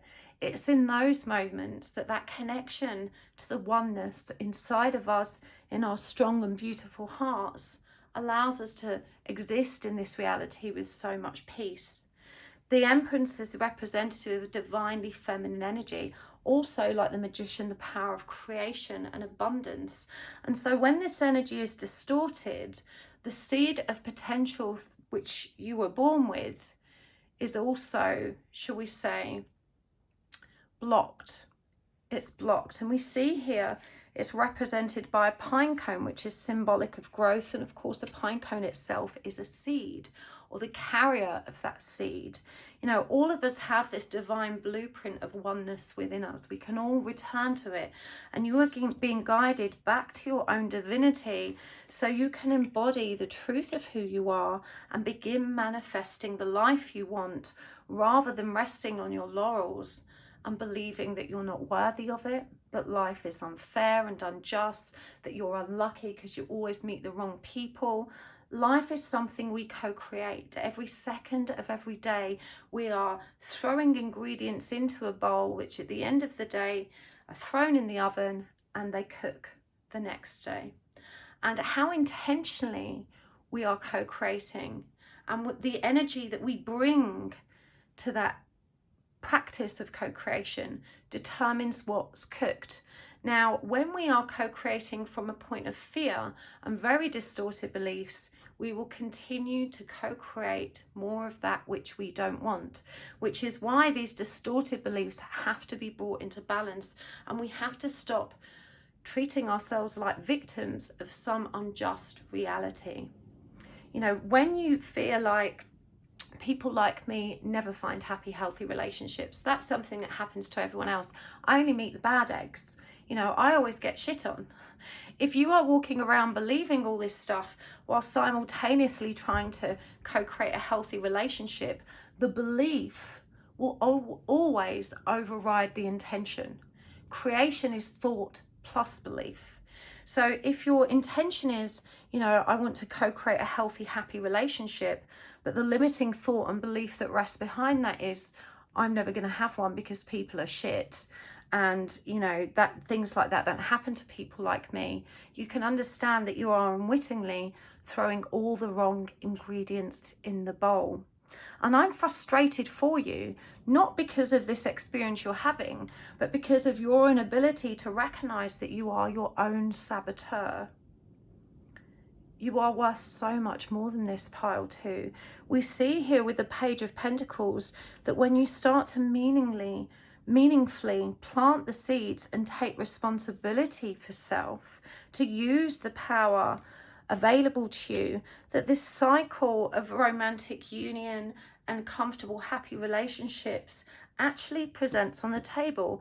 It's still in the reverse position here, but this means it's currently blocked. It's showing us that you do have the potential to create it, but that you are unwittingly throwing the wrong ingredients into the bowl. You know, this might look like, for example, you know, if the guidance says in order to grow this seed into a nice healthy plant, you need X amount hours of sun, you need to leave it undisturbed, it doesn't need too much water, and the base of it needs to remain dry so it doesn't get moldy, and so forth and so forth. If you ignore those instructions and keep overwatering it in a desperate attempt to get what you want, and then you sit there confused as to why it's not growing. You have to pay attention to the instructions. As I said, you have done a lot of research around the energy of the law of attraction and manifestation. And so you can intellectually understand that thought plus belief equals creation. And our intentions, therefore, have to be supported by positive thoughts and the power of belief that allows the baking of the right thing to happen. This 10 of Cups is on the table. It's present. This is the universe saying, we're trying to manifest this for you, but you keep putting all these blocks in the way. You know, you've got a distorted idea of what love is. We can't deliver your love like that because you've already, you know, you've had too many dysfunctional relationships. And so you're not going to recognize this love. You're going to end up pushing it away with your distorted beliefs of what love's meant to be. We need to turn this energy upright. You need to consciously start co-creating what is meant for you. You have experienced a spiritual awakening, a pull to the spiritual energies that continue to lean in and support you. And it says here with the snow leopard, take some time out of your usual life and spend it in solitude. This is about coming into acceptance of the period of solitude that you are experiencing. The longer you resent it and resist it and wildly reach out in every which direction to find someone to accompany you along this path, the more you actually prevent yourself from learning the important lessons that are unfolding that the universe is trying to communicate so you can have exactly what you want. This is about being accountable to yourself, pile 2. It's about taking ownership of how your life has rolled out so far. You know, from the moment we leave home and become adults and responsible for self, all the decisions we make are on us. Certainly, we could argue that, well, you know, the experience we had as children informs the decisions we make as adults, and that's definitely true. I'm not blaming you. What I'm saying is there is so much power in recognizing that you can choose, and that when we reflect back and say, oh, you know, actually I can see I made wrong decisions, and now I understand why, because there was a wound there, and actually now that I'm learning to heal that wound, this empowers me to make better decisions. That only happens when we face ourselves. If we continue to blame everyone on the outside, you know, well, it's just because people are shit and men are shit and relationships are awful and people are just inherently dishonest and people like me don't deserve love and everything bad happens to me and I'm not lucky. All of those very limiting beliefs keep us stuck and they disempower us. They disempower us from our ability to plant new seeds and nurture that growth in a meaningful way. The universe is reminding you that it's providing very clear instructions. It's your resistance to them that is keeping you stuck. We see here with Kundalini rising, you know, this is about understanding this journey as being one that is spiritual and divine. But in order for that energy to flow seamlessly from root to crown, we have to be responsible for the blockages that exist within us that inhibit that divine flow of energy and impair us from connecting with our highest potential. We also have communication. This is a number 44 card, and it says here, bridging confusion and clarity. And this is what I was saying about the beginning. It's very hard to understand what is actually right when we are perceiving life through the muddied lens of our own trauma and dysfunctional thinking. Now, all the experiences we have had, good or bad, end up creating a set of programs which form the basis of our understanding and beliefs about life. And if we had a very dysfunctional upbringing, those programs are not going to serve us well. They are made up of so much distorted thinking that we cannot reasonably carry them through life and expect to be happy and healthy. It's our responsibility to address that dysfunction. We can't change what happened to us in the past, but we can assess the beliefs we have now and figure out if they are healthy or not, and learn to reprogram new, healthier beliefs. Now we're going to get some more guidance cards, and we're also going to get some charms. I want to get some practical guidance for you before I take this over to the extended. I do feel in the extended we're going to have an opportunity to go deeper and understand the root cause of some of these wounds, and we can definitely get some deeper practical guidance on how to tackle them. But even before I pull cards, a first thing for you to do has got to be to learn to align yourself, and that means to pull back out of the mental body and align yourself so that your emotional body, your physical body, and your spiritual bodies are all working in unison to actually provide a much clearer perspective. This is going to bridge that gap between the heart and the dysfunctional programs running in the mind. That's what is going to help you feel strong.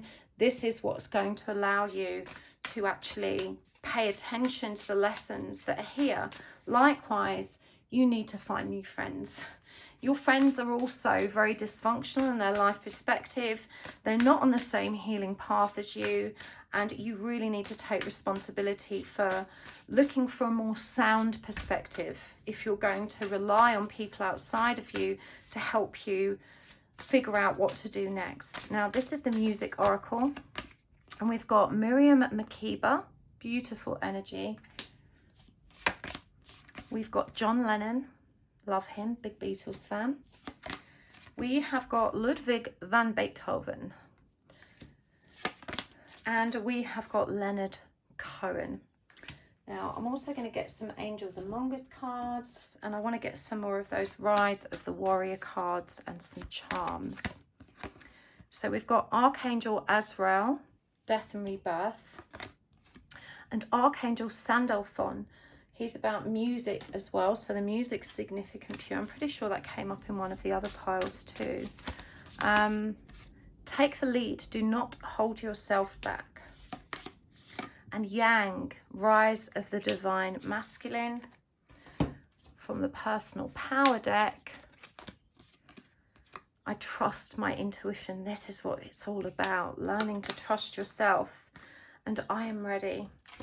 And let's give these a good shake, turn them over, and we're going to dig in and just grab a few. Okay, let's see what we've got here. We have got the bumblebee, a powerful symbol of collective work and healing. Hello, I'm a bad idea. Introvert. Empower. And finally, Wizard in Training. That's you, part 2. You are a psychic superstar.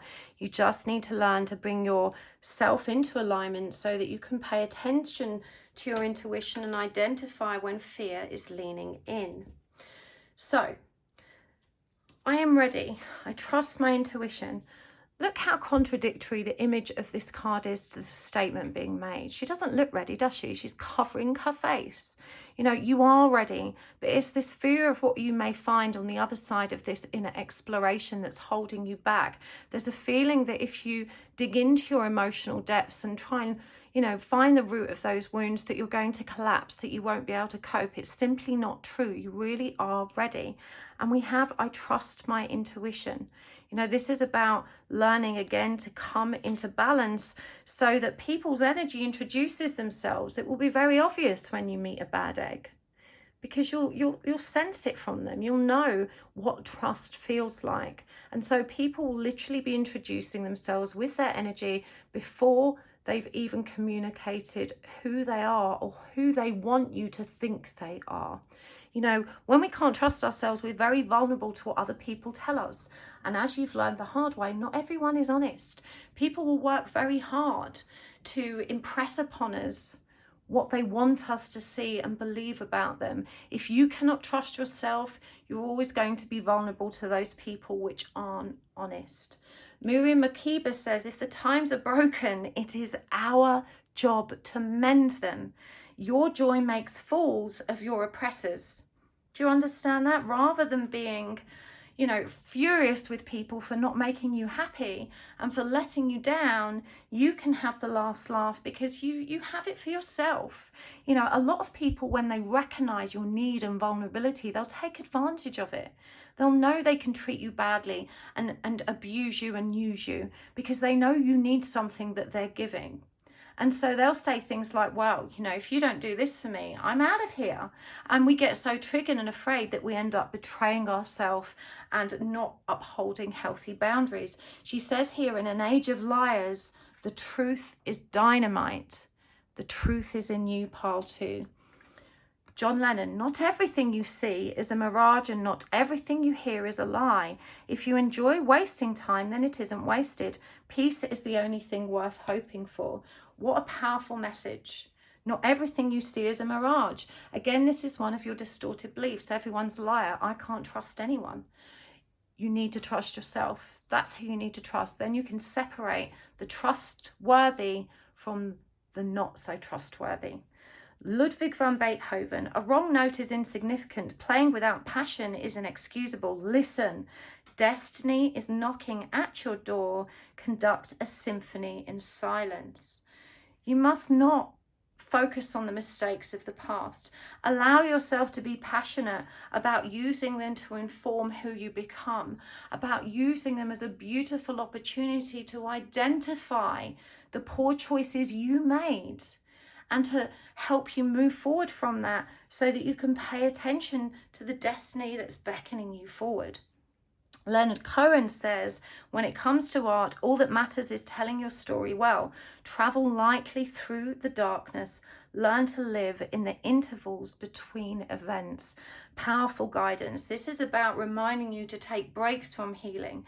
When he says travel lightly through the darkness, you know, when we bring a torch with which to illuminate our path through the shadows, remember the dark only exists in the absence of light. You always have the power to bring light wherever you stand. This is about trusting yourself to tell your story to yourself with honesty and to be able to hold yourself with compassion so that you don't break and collapse. Archangel Sandalphon, music, answered prayers, and Earth Star. Earth Star is about reconnecting. I'm just turning my heater off. I'm really burning up. Earth Star is about reconnecting to the Mother Earth energy, the original mother, and to remember you can always find the peace, comfort, and unconditional love that you need there. Your angels and your spirit guides are communicating to you through the energy of music. Pay attention. Archangel Azrael, death and rebirth, transitions and life changes. You know, in order to have a new beginning, you need to be able to close out this cycle of suffering and distorted thinking. That's on you. Take the lead. You know, this is about you leading yourself into the future towards that happiness. We know that's a sign of riding off into the sunset. You know, this is about you making that happen by taking responsibility for self. Stop holding yourself back. The rise of the divine masculine, I think, is a very empowering and reassuring card to come through for you, because this is saying, look, you are divine, but in order to connect with your divine counterpart, and actually Lady Portia, I believe, is a twin flame, so maybe there is a soulmate relationship in your future, but you have to bring your own divinity into balance. Like attracts like. If you want a divine partner, if you want someone that's healthy and happy and loving and trustworthy, then develop those qualities within yourself. They're definitely in your heart. You have the strength to cultivate this. Remember, there are like-minded souls within this collective that can help you. Seek them out. a trusted group of like-minded friends. You cannot trust the people around you right now. They are not healthy people. They are toxic. They're the sort of people that will encourage vindictiveness, vengeance, and other toxic behaviors. That's not what you need. You need divine feminine empowerment. Other people who are on this journey of self-love, self-reflection, self-empowerment. You are a wizard in training. You are magic. You're a powerful manifester. But right now your manifestation attempts are being corrupted by your own inability to see your own distorted thinking. Allow yourself time to be alone. Embrace this period of solitude, pile 2. I really hope this helped you today. Please let me know in the comments below. I appreciate it so much. Thank you for hitting the like button, for subscribing. Thank you so much for watching this video today and for clicking on the commercial adverts and for watching them without skipping. That makes the biggest difference to me, to my family, and to my channel's growth, and I appreciate it so much. It's the perfect energy exchange. So thank you for those of you that take the time to do that. I need it now more than ever. Honestly, I really do. And so I appreciate it so much. Thank you for being here. The link for the extended is in the description box below, and I will see you next time. Lots of love, part 1, part 2 even. Bye. Hello, pile 3. Welcome to your reading. You have chosen the Charoite Star and the Lunar Soul Tarot, and today we are asking all about you.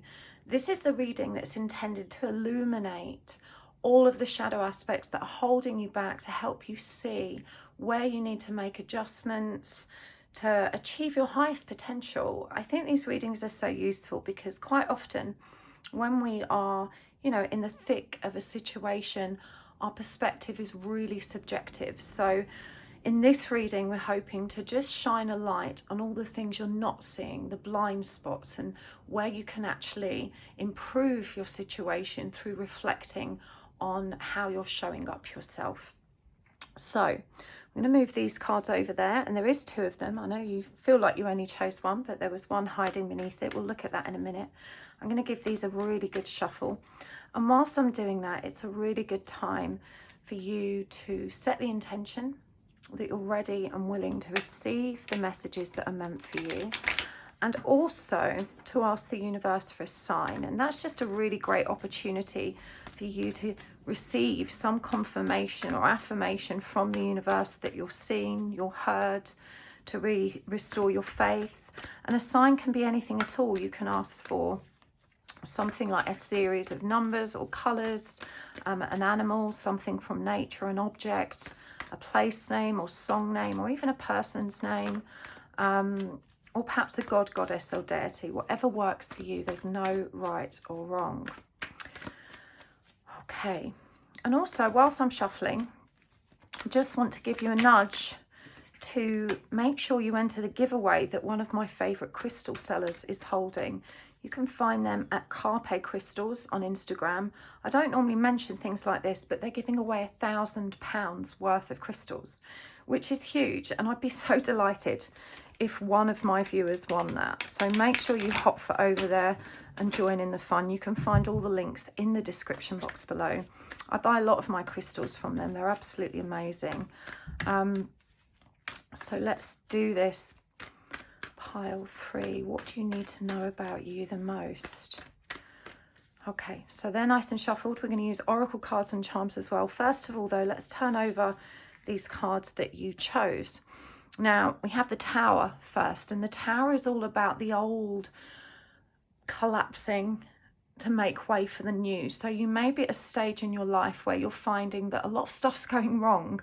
And even though that can feel really uncomfortable and difficult and challenging, you have to trust that this collapse needs to occur in order that you can move forward towards what's meant for you. It's literally a case of the universe moving things out of the way to make way for what you need to experience next. The second card is Kuan Yin, care and compassion, and it says, choose to be love, do what is right for everyone involved, and offer a helping hand. And I get the distinct feeling that it's you that needs some care and compassion right now as well. So hopefully we can provide that through your reading today. So let's get some cards. I'm asking first for some cards that help me understand the context of the situation you're experiencing and what you need to know about you in relation to this. I'm going to get that one because they were singing. I was like, okay, the Chariot. That's a great card to start with. The Hierophant in reverse. The Page of Cups. The Seven of Wands. The Seven of Swords. And the Three of Wands. Just going to move these over and make space for that. Interesting that you have so many sevens here. The Chariot is also a 7, and 7 is a really divine number. And actually the Tower is actually number 16, which also reduces to 7. So 7 is significant for you here. Let's clarify these. The Hanged Man in reverse. So lots of major arcana cards coming through for you as well. The 10 of Wands. The World in reverse. Wow, the Tower again. Isn't that magic? I love those syncs. The 5 of Wands. And Justice in reverse. Okay, let's get some oracle cards as well. It's my dog wanting to come in. Bear with me. Let me open the door for him. Come on then. Okay. Sorry about that. Where were we? Right. This is the messages from your spirit animals deck. Tiger, you are being called upon to provide leadership, so trust that you are capable of doing so. And Tortoise, you're too fragmented, so do whatever it takes to get grounded. And I'm going to use the Rise of the Warrior deck as well. This is a beautiful deck that was sent to me by one of my viewers. It's an independently created deck. I'm a huge supporter of indie creators. It's really beautiful, as you can see from the back. And I love these cards, not just the illustrations, but I find the headings on them are so useful to trigger the awareness we need to connect to. If you would like to buy this deck, there is a link in the description box below. Loyalty comes in all shapes and sizes. Nothing has gone wrong. Keep the faith. I think that was a really important message for you. Okay, we'll get more cards as we go, but let's start where we are. So as I said, this is undeniably, especially with the Tower showing up again, a situation in which everything seems to be going wrong. I mean, you're probably very, very stressed. In fact, I can feel the anxiety rising up in me, like a rush of adrenaline. Because we have all the sevens as well, in particular, starting with the Chariot, the first and most important message that I need to relay is that you have to trust that everything that's happening now is happening for a reason. Nothing has gone wrong. Keep the faith. You need to trust in the current trajectory, and you're making this much harder for yourself by resenting and resisting what's occurring. Now there's a palpable energy of anger, fury, frustration, resentment. You're very angry at the people involved in this situation because it just seems so unfair and so unjust. But again, the guidance here is that this was meant to happen. No one's at fault. There's no need to lash out and to blame and to fight it.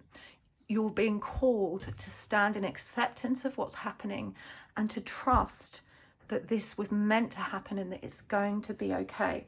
The Chariot is clarified by the Hanged Man in reverse, and the Hanged Man is all about a shift in perspective and seeing the fuller picture. And it's like I said in the intro of this reading, you know, sometimes when we're in the thick of a situation, our perspective is really, really subjective. We can't see the whole picture because emotions are running high, and there's information as well that maybe isn't available to us.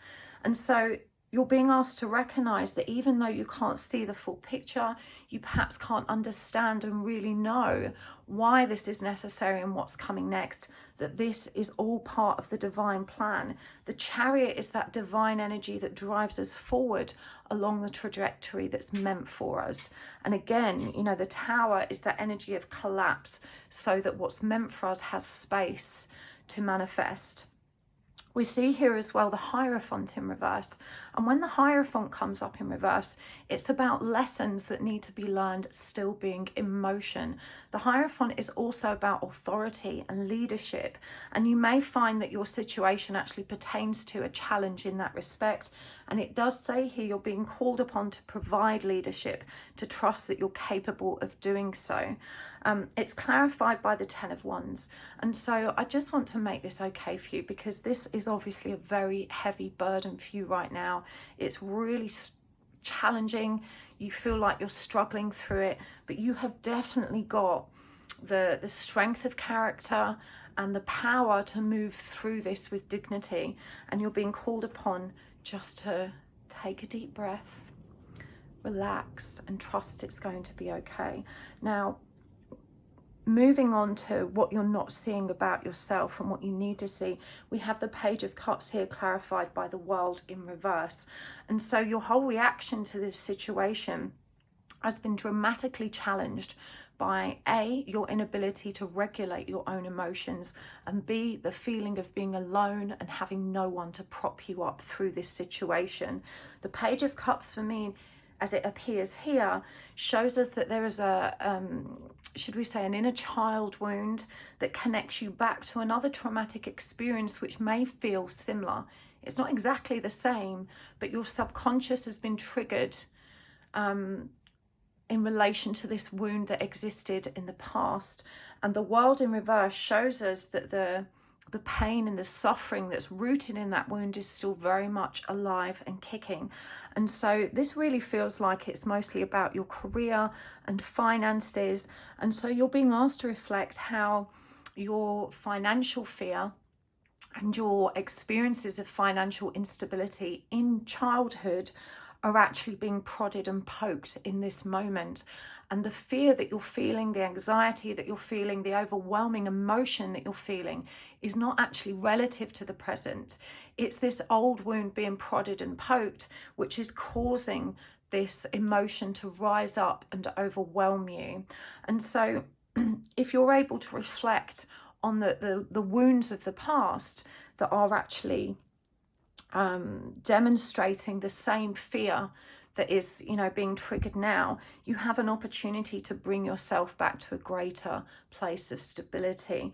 I'm hearing for some of you that the age 18 is really significant. So that's just on the cusp of what we would describe as our childhood period. And so it may be at that time in your life, you experience some really dramatic financial instability or fear. It was a really overwhelming or anxious time for you. And this situation that you're experiencing in your present is bringing it all to the surface so that you're experiencing it all over again in tandem with the situation that's happening now. We've also got the Seven of Wands here, and it's clarified by the Tower, which is coming through again. Now, the Seven of Wands is all about boundaries, barriers, and defenses. You can see here, and this is a very traditional deck in terms of its illustrations, that this person is, seemingly fighting off all of these sticks coming at them. And they're alone. They're on the edge of a cliff, and they've got all of these hands reaching out with these sticks, challenging them. And so it may feel like you are under attack, like you're being sabotaged, like there's people that are out to really make this difficult for you.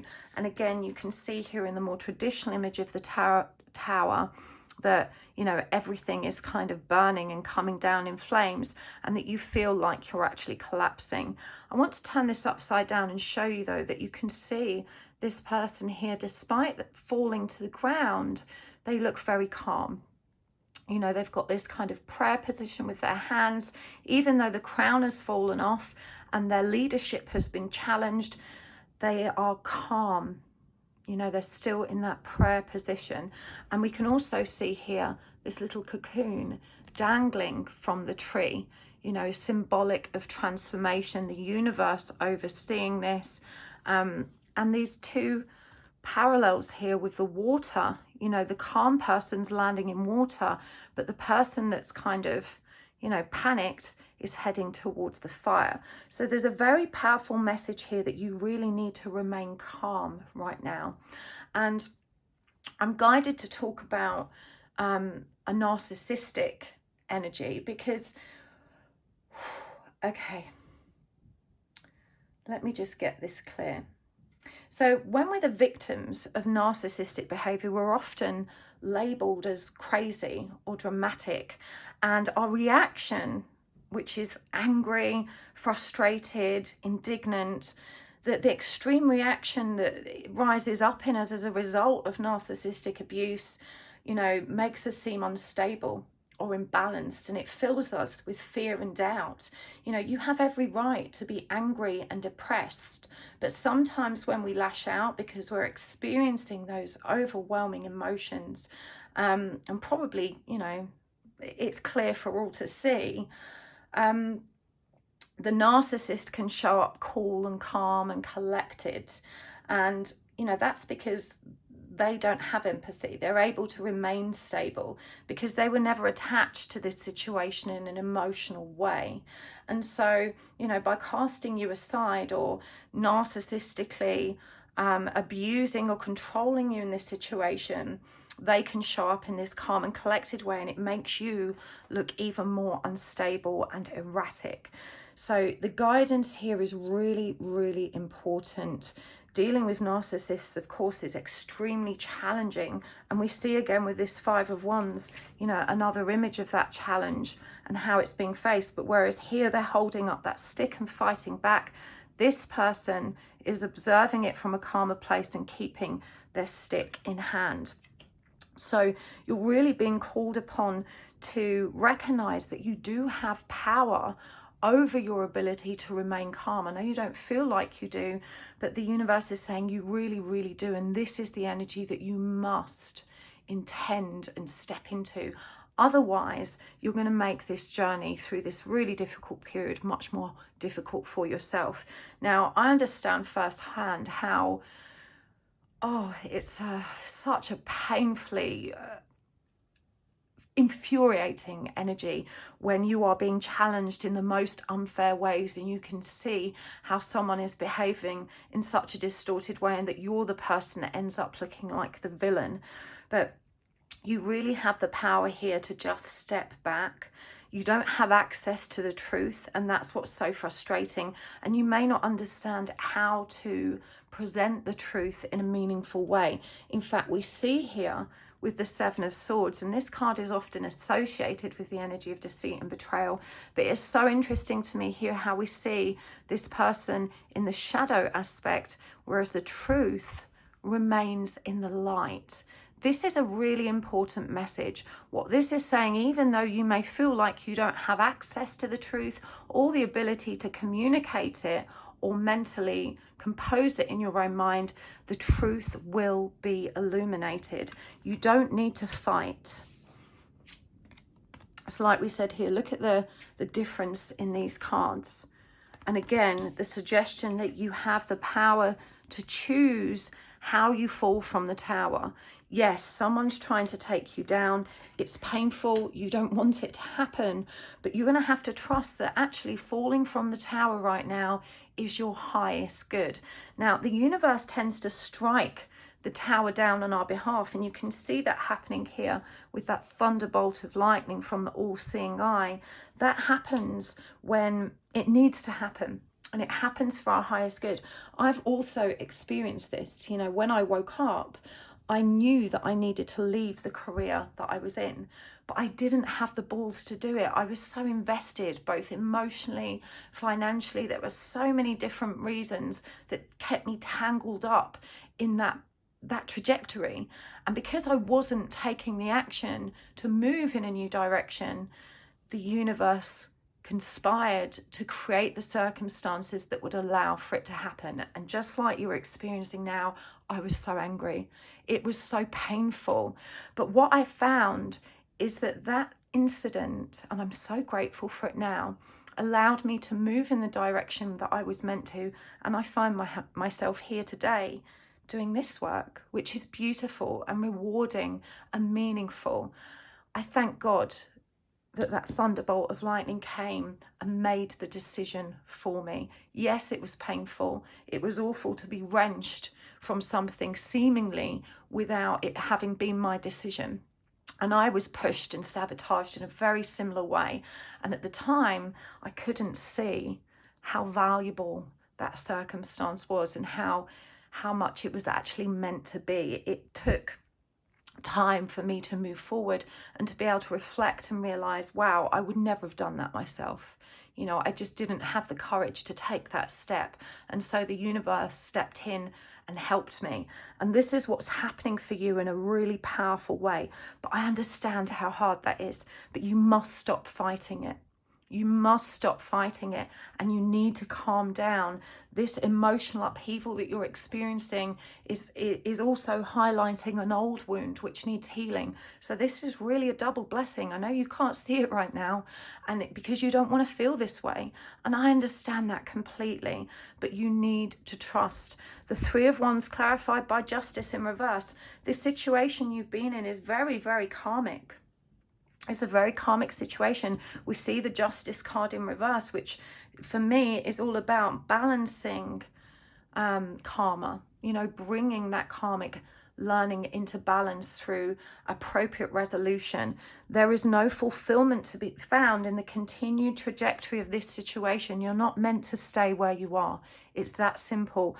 You may have loads of logical reasons why you need to stay there, or why being pushed out or moved in a direction you don't want is, you know, a disaster.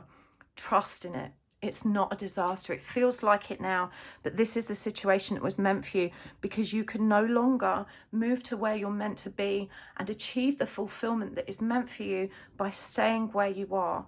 And so justice, you know, even though it feels unjust, you know, this is emotion and justice will prevail. And it does say here with the tortoise, you're too fragmented. Do whatever it takes to get grounded. You have to find your stability in this, pile 3. No one else can do it for you. You're being called upon to draw on all your reserves of strength, all the skills and tools you have to bring yourself back into alignment. And you do know how to do that. You know, it's so hard, especially when we are so angry, because we see how awful people are being.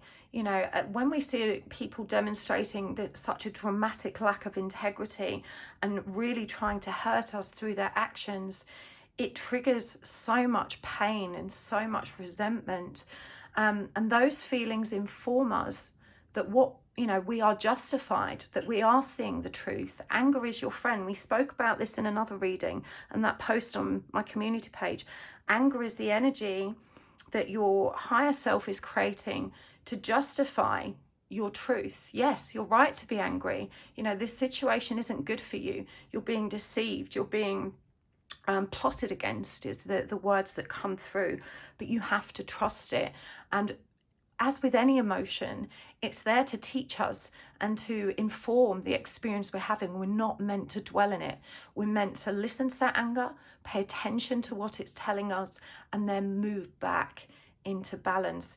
This is where emotional regulation becomes very, very significant for you, because it's through our ability to actually observe our emotions, pay attention to what they're teaching us, and then bring ourselves back to a state of peaceful balance that determines how we move through life.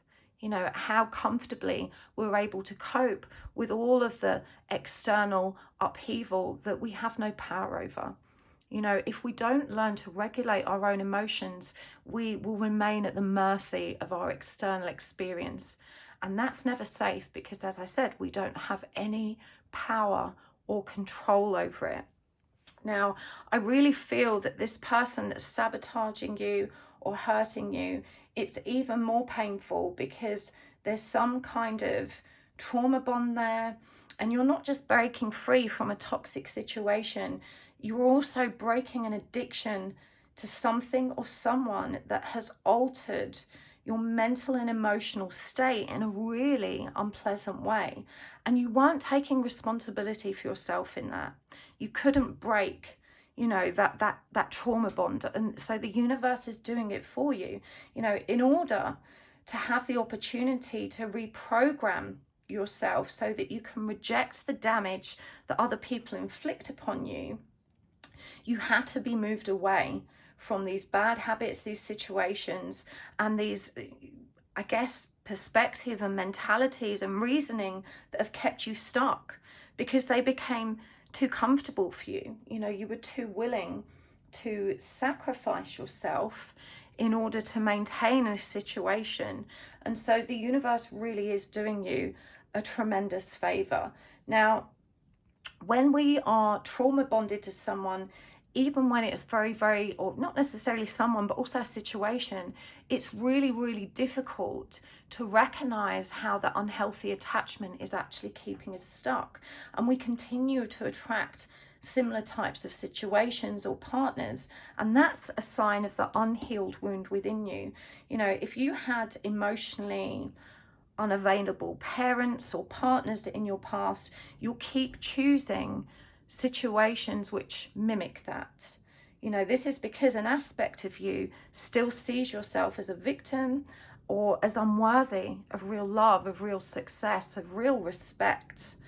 And you know, when you're addicted to being in those toxic situations because it feels normal to you, you've actually become desensitized to the pain and suffering. You know, even the relationships you have will become toxic. So it's a blessing in disguise, a reflection of your inner world that's guiding you to the healing and integration you need right now. Kuan Yin, you know, she stands forward and says, choose to be love. Do what is right for everyone involved. And this means that even when you're facing this toxic treatment, you have to hold on to your own values and principles. Our values shouldn't be determined based on how we're treated.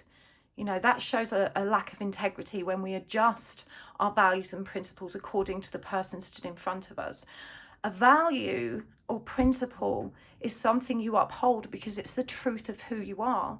So if you believe that, you know, you want to be treated with the same respect you're willing to submit to others, then you have to be willing to uphold that principle, even when the person in front of you is challenging you to stoop to their level, to stoop to vindictiveness, vengeance, anger, fury, resentment, and punishment.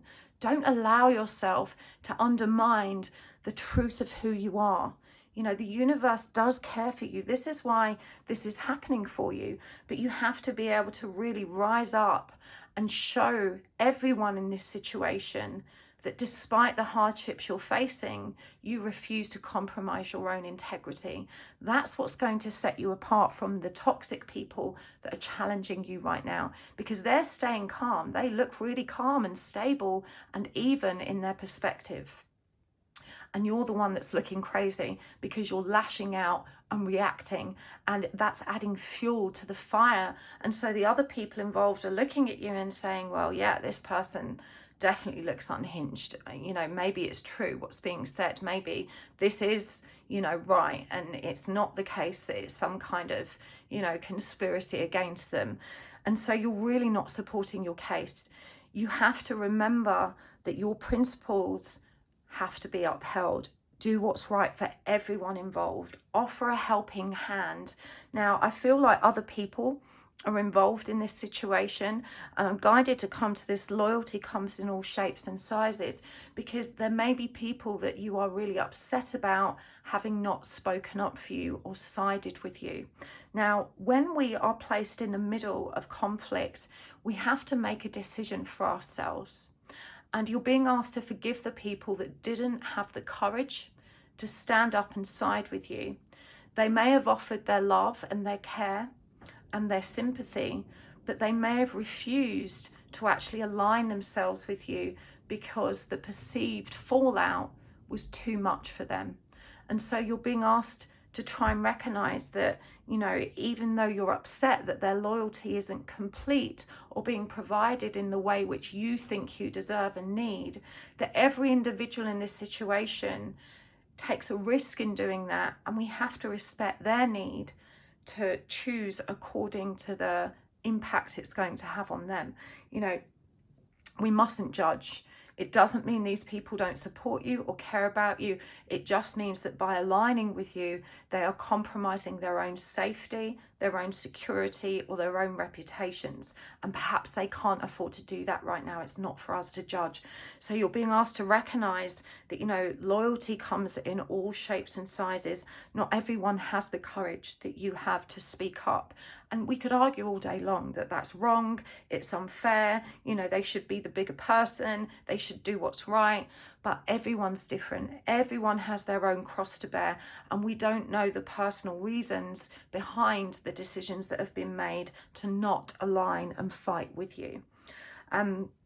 You really need to just recognize that you can take this on the chin, and not only will you survive this situation, but you are going to thrive as a result of it. The truth will prevail, and ultimately, by maintaining a caring, compassionate and calm demeanor, you are really maximizing your opportunity to come out of this situation looking better than the other person or people, or even company. I'm not sure what this pertains to. It just feels like you're being sabotaged. And at the moment, you are dramatically feeding into the accusations that have been levied against you. And that, you know, you don't need to do that. You really don't. It's not in your interest. Okay, so I'm going to take this over to the extended soon. I feel like we do need to go deeper on the childhood wounds and get some deeper practical guidance on how you can bring it all into balance. But of course, I want to get some practical guidance now for this video. So we're going to use some different cards. I'm guided to come back to the animal cards first. How can you bring this back into balance, bring yourself back into balance? What do you need to know, pile 3? Panda, create a sacred space for yourself in your home and place of work. Ladybug, this is a time of good fortune and abundance. Be willing to receive all of the good things in your life. And the dog has come through again. Look, loyalty. Your loyalty and faithfulness is misplaced by serving too many masters. So interesting that we're getting the same messages. Okay, from the Angels Amongst Us deck. St. Francis, I'm pretty sure he's come up in nearly every pile, if not in the YouTube part, the reading extended. Fascinating. He's obviously a relevant energy. The number 22 really stands out for me recently as well. And from the Music Oracle, Dolly Parton, Grace Jones, and Tina Turner. Oh, I love her so much. I'm such a fan. Okay, from the Rise of the Warrior deck, Surrender, choose to be free. Believe in the stars, dream bigger. And from the Personal Power deck, I am divinely guided and I am hopeful. Let's get some charms as well.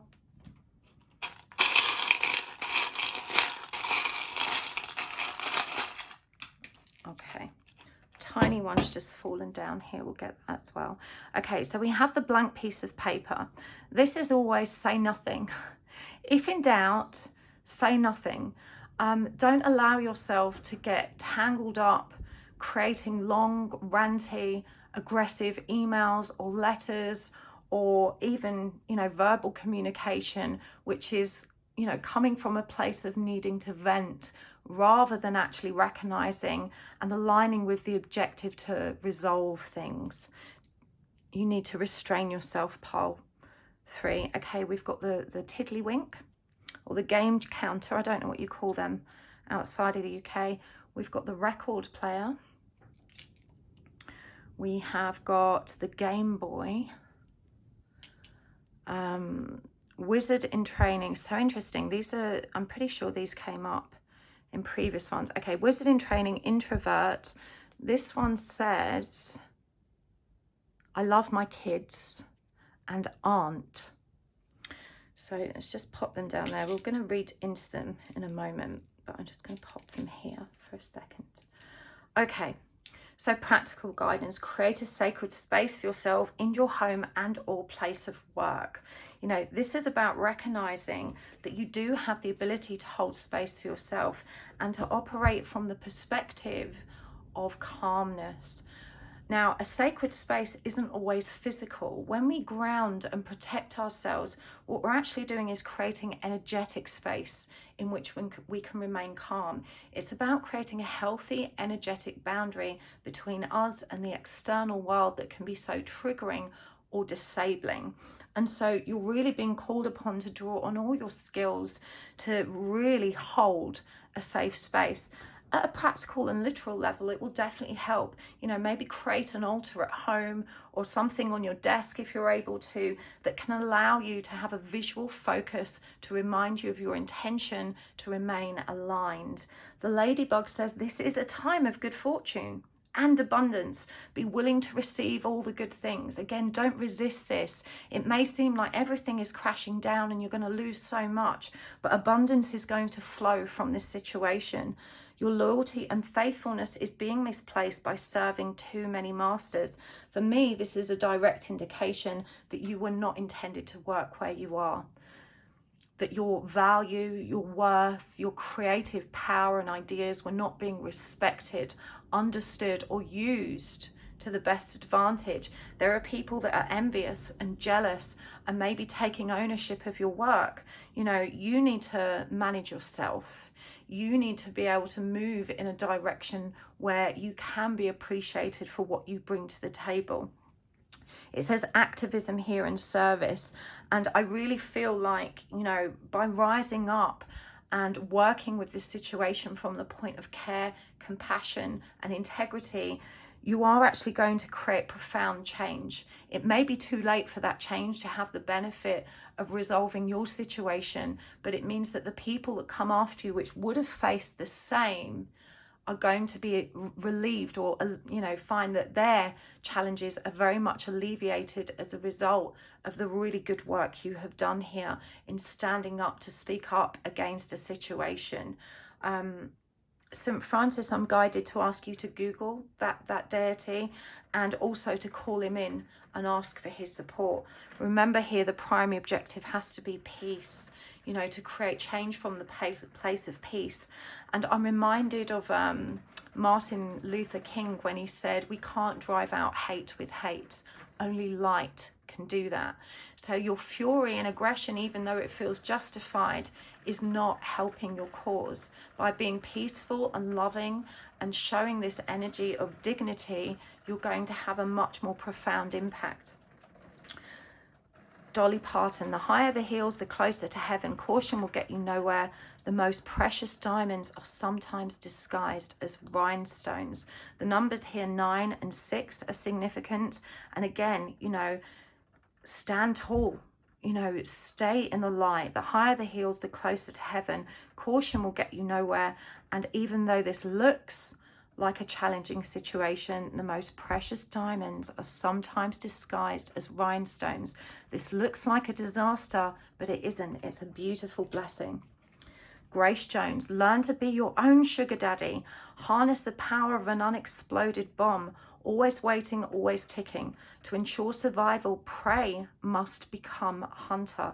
What a powerful message. This is reminding you that you are so resilient and capable of financial self-sufficiency. You can take care of yourself. You need to harness all the power of this fury and anger and challenge it in a positive way. To ensure survival, prey must become hunter. Don't allow yourself to perceive yourself as a victim in this situation. You know, the state of being and our thoughts are so important. You are not a victim, okay? You are a champion right now, and you are leading the way for others that will trail behind you. You need to trust in the trajectory, path 3. Tina Turner, it's not what happens that matters, it's how you deal with it. Purge your life of whatever brings you down. The most beautiful lotus blooms in the deepest mud. What a powerful, powerful message. You know, this is reminding you, you may feel stuck in the mud, but you know, the lotus flower represents awakening. It's through being released from this situation and purging all of this crap that is really bringing you down, that you are going to bloom in the most beautiful way. It's not what matters, sorry, it's not what happens that matters, it's how you deal with it. You're being called to deal with it with more dignity, more care, more compassion, surrender. Choose to be free. You know, if you're fighting to stay somewhere, if you're fighting at some kind of case against you, let it go. Allow yourself to surrender. Trust in the forward momentum of this. You are being divinely guided. Allow yourself to remain hopeful. Again, this is another number 7 card. Believe in the stars. Dream bigger. You are meant for so much more than the limiting situation that you're currently stuck in. So if you're being forced out, surrender to it. Trust in the future. It's going to be so much bigger, so much better. You were always meant for more than this. Don't play the game. You know, the game counter, or tiddlywink as we call it in the UK, and the Game Boy, I'm really guided to notice that this Game Boy is not switched on. Don't be pulled into a power struggle and playing the same game by pulling, you know, the same stunts as what you're facing. You know, stand back, stand in the energy of integrity, and trust that the truth will be revealed. Music is important right now. I'm not sure how. Pay attention to the radio. Tune into channels on the radio you don't normally listen to. In the absence of being connected to your spiritual counsel in a literal way, they're going to use music but as a means with which to communicate with you and reassure you and deliver the messages that you need. Wizard in training. You have magic in your bones. You can manifest everything you need. You're being moved away from this situation so you can move towards something that's more empowering in a heartfelt or heart-centered way. You know, you need to trust in it. You're going to need some time alone. Be careful who you're talking to about this situation. Trust only yourself. Now, these are interesting ones to come through. I love my kids and aunt. I'm not sure how these are relevant to your situation, but I think this is asking you to consider the love that you do have available to you. When we feel challenged, rejected, abandoned, or sabotaged, we must lean back in to the powerful energies of love and the blessings that we carry with us. Sometimes when things are so awful, it's hard to reflect and count on our blessings, but this is what you're being called to do. There's so much love available to you when you look in the right places for it, and you must resist the urge to thinking it's not enough. I really hope this has been helpful for you, Pile 3. I'm sending you so much love and so much healing support right now. You're going to get through this and it will be worth it. So if you would like to catch the extended, if this resonated, you can find a link to that in the description box below. But thank you so much for joining me here. Thanks for hitting the like button. Thanks for your beautiful comments and subscribing. And also thank you for watching the commercial adverts. It makes the wildest difference to me and my channel, especially right now when I'm facing some really challenging financial circumstances myself. And by watching one of those adverts just for 1 minute, you help support my family with a small amount of revenue that YouTube provides in return for you doing that. And I appreciate it so much. Don't forget to check out my website at happysouls1111.com. You can book a reading with me privately only if you're subscribed to my mailing list. My mailing list gets priority booking. Make sure you add your email there. And don't forget to check out my classes. Coming up is Tarot for Beginners, Mediumship for Beginners, and Twin Flame Energy. I will see you there. Lots of love. Bye. Hello, Pile 4. Welcome to your reading. You have chosen the Lepidolite and the Sakki-Sakki Tarot. And today we are asking, what do you need to know about you?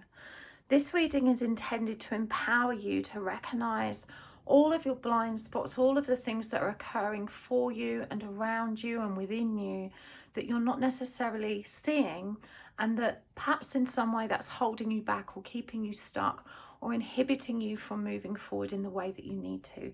So we're going to lovingly shine a light on all of these shadow aspects, all the blockages, all the blind spots, so that you can receive the guidance you need in order to make things work out better for you. So I'm going to move these cards over there, and there are indeed 2, and I'm going to give these a really good shuffle. And whilst I'm doing that, this is a really good time for you to take a deep breath and to set the intention that you're ready and willing to receive all the guidance you need today. And also to ask for a sign, and a sign can be anything at all. It can be an object, a name, a place. It could be an animal or something from nature, a flower or a tree or a shrub. It could be a god, goddess or deity. There really is no right or wrong, a sequence of numbers or colours. Whatever works for you, just trust whatever comes to mind first. It's okay if there's more than one. This just gives the universe an opportunity to communicate with you in the most direct way possible, to give you the faith and reassurance that you need, that you are seen and heard and that the messages are meant for you. So let's do this. And whilst I'm still shuffling, quick heads up, one of my favourite crystal sellers is holding an incredible giveaway. Make sure you check it out on Instagram. The links are in the description box below. They're giving away £1,000 worth of crystals, and I really thought that was worth mentioning. I'd love it if one of you guys won. Let's do this. Okay, we're going to keep that because it came out first, even though I wasn't quite ready to choose, because I was going to move these cards over and show you what you've chosen. We have the Three of Swords and Serapis Bay Ascension. Now, the Three of Swords is about a love triangle, heartbreak, pain or betrayal. This indicates to me that the messages coming forward today are related to some kind of situation which may involve a romantic situation that involves a third party, or perhaps it's the betrayal or pain of the past. We'll see as we pull the cards. Serapis Bay Ascension, move into your true self, rise above the darkness, the light is here. A beautiful message. Certainly that gives meaning and purpose to the darkness that you are facing. So let's choose some more cards. Here we've got the King of Wands in reverse.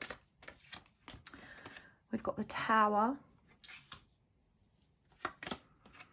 Temperance, the Five of Swords in reverse, the Sun, and the Devil. So a lot of major arcana coming through for you here.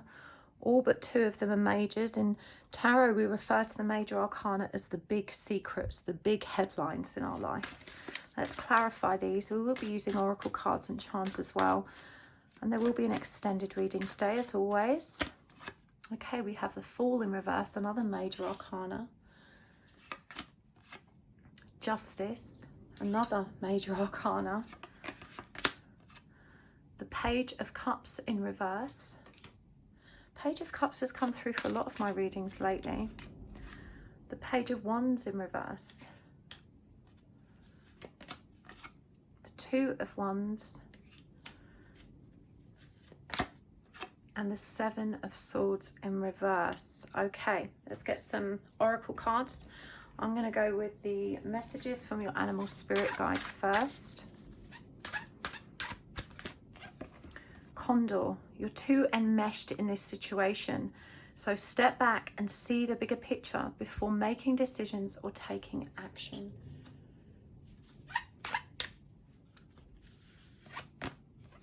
Humpback whale, I love the whale. Music is essential to your healing and well-being, whether singing, playing an instrument, or listening. Okay, and from this deck, this is a beautiful deck, The Rise of the Warrior. One of my viewers sent this to me. I love supporting independent deck creators. A lot of my decks are indie decks. Indeed, the Sakki-Sakki is one of them. If you would like to purchase this deck, you can find a link in the description box below. I love this one. The headings are particularly useful. It says here, communication, bridging confusion and clarity, and time to wake up, epiphany. Okay, so we'll get more cards as we go, but let's start where we are. So, Three of Swords. We've established that this is a relative to a great pain that you have been experiencing. And when the King of Wands comes up in reverse, clarified by the Fool in reverse, you're being asked to reflect on, presumably, the person you're dealing with, and the fact that the new beginning you desperately need and want isn't available to you through this path. The King of Wands, when it comes up in reverse, is all of those Leo qualities that are presenting in a distorted or ill-dignified way, you know, this means your person is probably very charismatic, very charming, has so much power and potential, but for reasons, some of which may be unbeknownst to us, but for reasons of, you know, what's occurred in their past, just straighten that out, they are unable to uphold all of the beautiful qualities that they were blessed with, and instead choose to use them in very distorted ways. So, for example, someone who is charming and charismatic and confident may assert these qualities in order to manipulate, coerce, or deceive. This definitely has a narcissistic energy to it, and you're being called upon to recognize that you can't trust fully in this situation. And I think that's very difficult for you to come to terms with, because I think this person in many respects does have a very pure heart, but they've been very damaged.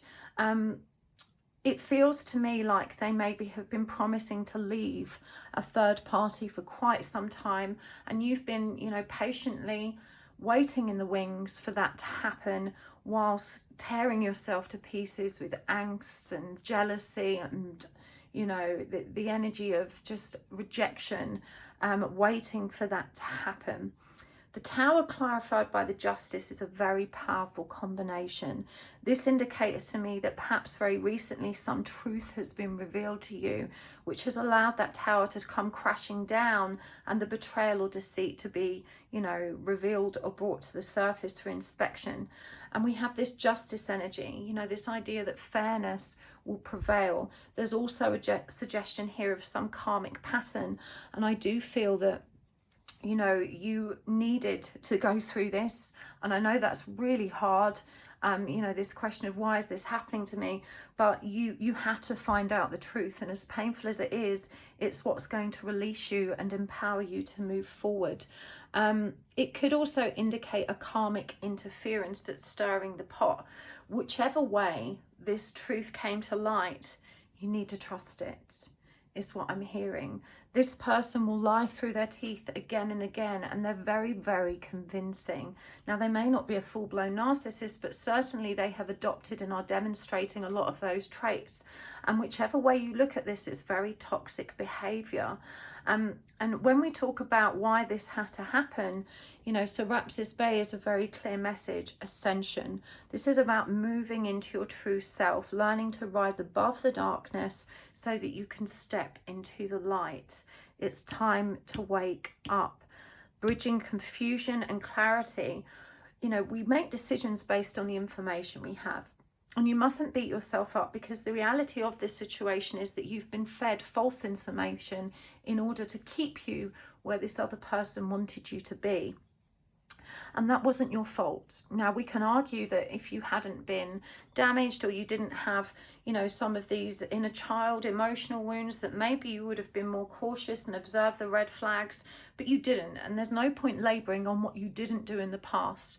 What's important is reflecting on what brought you here and the lessons that this experience is presenting. So you must resist the urge to fall into the trap of just dwelling in resentment and self-pity. You know, you have a powerful opportunity here to ascend, to rise above the darkness and the shadows that are presenting. When Temperance comes up with the Page of Cups in reverse, it really reveals that, you know, the whole focus and purpose of this ascension, this lesson that's presenting, is to teach you to be more self-sufficient, to fill your own cup. You can see here that the angel has these two cups, and that water is flowing from one to the other. And this is indicative of that capacity and potential we all have to actually, you know, top ourselves up, fill our own cups, to sustain ourselves with that love that we so desperately need. And when the Page of Cups comes up in reverse, it shows us that you have still not developed a handle on this particular energy, and the universe is constantly driving you back to it. And I'm hearing that you continue to resist it, that you are unwilling to recognize and uphold your power to give yourself the love you need. And this has caused you to betray yourself by continuing to chase after relationships with people that are unavailable, and relationships with people that are unwilling or unable to give you the love and the commitment and the stability that you actually deserve. So, you know, again, this isn't about beating yourself up. It's about coming to a point of understanding so that you can actually recognize how to move forward for your highest good. And the condor is very clear. It says you're too enmeshed in this situation. You need to take a step back and see the bigger picture before making decisions or taking action. I feel like this is about resisting the urge to go in guns blazing and, you know, scream blue murder.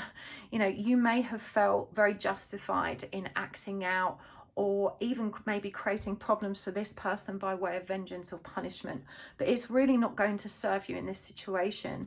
You know, this person, I don't honestly believe that they are truly dark. I do think that they are very compromised, that their own experience has distorted their ability to be true and heartfelt in their interactions. And somewhere beneath all of that, I also genuinely think they had some intention of following through on what they promised. They just didn't have the courage. And in their desperate attempts to kind of hold everything together and not get found out, the lies have kind of run away with them, and they've ended up getting tangled up in a very painful situation for you and most certainly the third party involved. Coming back to what created this, and as I say, as hard as it is to accept, this was something you had to go through, Pile 4, because you had to learn firsthand. And honestly, this is a bone of contention for me with my guides when they, you know, don't warn me or allow me to experience seemingly traumatic circumstances. And in those moments, you know, I always throw a bit of a tantrum and say things like, you know, why couldn't you just teach me this? Why did I have to have this horrible experience? It makes no sense. And they always remind me that human beings learn through experience. And the analogy they share is, when you learn to drive, you can't just read the book, the theory and the practical how-tos in order that you can drive. You understand that in order to really learn to drive, there is practical and experiential work required. You know, reading the book isn't enough. No one reads the book and gets behind the wheel and drives like a pro, no matter how much theory we have integrated and absorbed. And so this is the analogy they share with me, and it does help me to reconcile the challenges that I have faced and continue to face. You know, life isn't meant to be smooth and perfect. No one has a life like that. We all face disaster and crises and trauma and really difficult and challenging situations. But, you know, the overriding message here is that you must not allow yourself to sink into the energy of resentment and self-pity. You're being shown firsthand where these wounds that are within you reside so that you can heal them and open up to your highest potential. And self-love is the key here.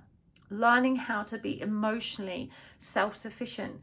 You have made yourself so vulnerable by refusing to acknowledge those lessons. You've had many dysfunctional and toxic relationships already that have caused you to suffer so greatly. And you have been unable to reflect on those interactions and take responsibility for yourself. You're inclined to uphold the perspective that you were a victim, you are unlucky in meeting these, you know, unpleasant characters that wreaked havoc in your life. There is a reluctance to acknowledge that it's your own inability to emotionally maintain self which makes you vulnerable and causes you to kind of cling on to situations that aren't actually healthy. The Five of Swords here in reverse, clarified by the Page of Wands in reverse. The Five of Swords is all about intense conflict, and even though it may feel good to lash out, to seek vengeance, to blow the whistle, or to inflict pain upon this person by way of revenge, you're very much guided not to take that action and to deny that impulse within yourself.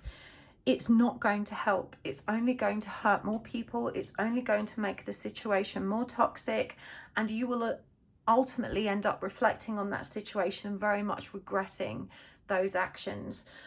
For many of you, you will have stumbled upon this reading at the moment, perhaps just before you were ready to send a vicious email or blow the whistle in some other way, or to take these actions. And so the message is very timely, and the guidance is don't do it. It's not going to help. As I said, it may feel temporarily soothing and cathartic to lash out in that way, but it's only going to bring you more pain. The Sun clarified by the Two of Wands. You're not recognizing your power to choose a happy and peaceful state of being. And sometimes people get very angry with me when I suggest that, almost like it suggest that they are somehow responsible for the misery they face. And of course, that's not true. Things happen to us that are sometimes outside the boundaries of our control. And even if we had been more alert and aware of our own feelings and aware of the red flags, we can still face unpleasant situations. But the Sun is all about returning to that wonderful, mindful, present state of being that children are so easily able to embody. In most cases, small children aren't thinking about yesterday or tomorrow. They live very much in the present and are able to embrace the joy available to them. And this is a very ascended state of being. It's one that we're all guided to return to through our ascension and spiritual practice. And so when I say, you do have the power to choose your state of being, I'm not beating you up and saying, look, stop being miserable, it's your fault. There's often many reasons, and certainly underlying health reasons, why we can't just snap out of, the misery. And it's not about snapping out of it and just forgetting. It's about recognizing your power to move towards that, not the suggestion that you should do it immediately. And also, rather than being triggered by it because you've not been able to do that, I ask you just to consider that by remaining optimistic that it's possible, and that by making it your goal, you are moving yourself more closer to that possibility and potential that we all have in us. We genuinely do choose our state of being. And I understand this very well. I definitely resided in victim consciousness for most of my life. I just felt like I was a very unfortunate person. And, I too would have probably been very triggered by the suggestion that we can choose our state of being, because when we're actually in the pits of despair, that does feel very impossible. But it's not about just being able to snap your fingers and choose it in the now.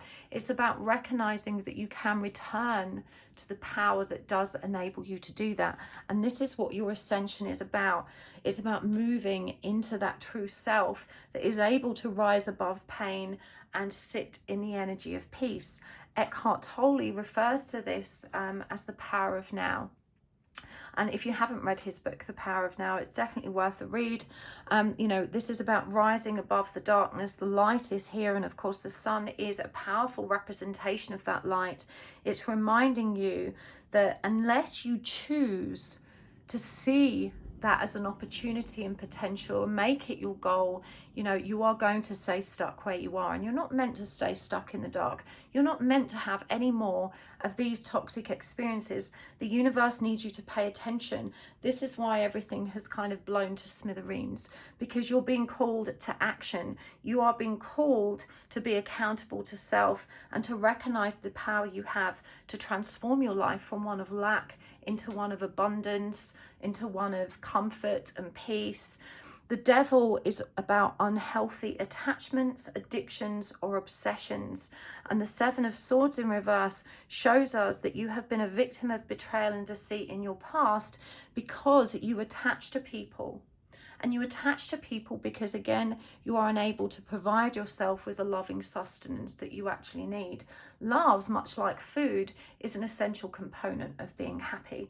And so when we aren't able to self-create that energy, we become very vulnerable in relationships because we need it. It's a vital sustenance. And so when we find a resource for love, we will attach ourselves to it because we're so fearful of losing it and so fearful that we may not be able to find it elsewhere.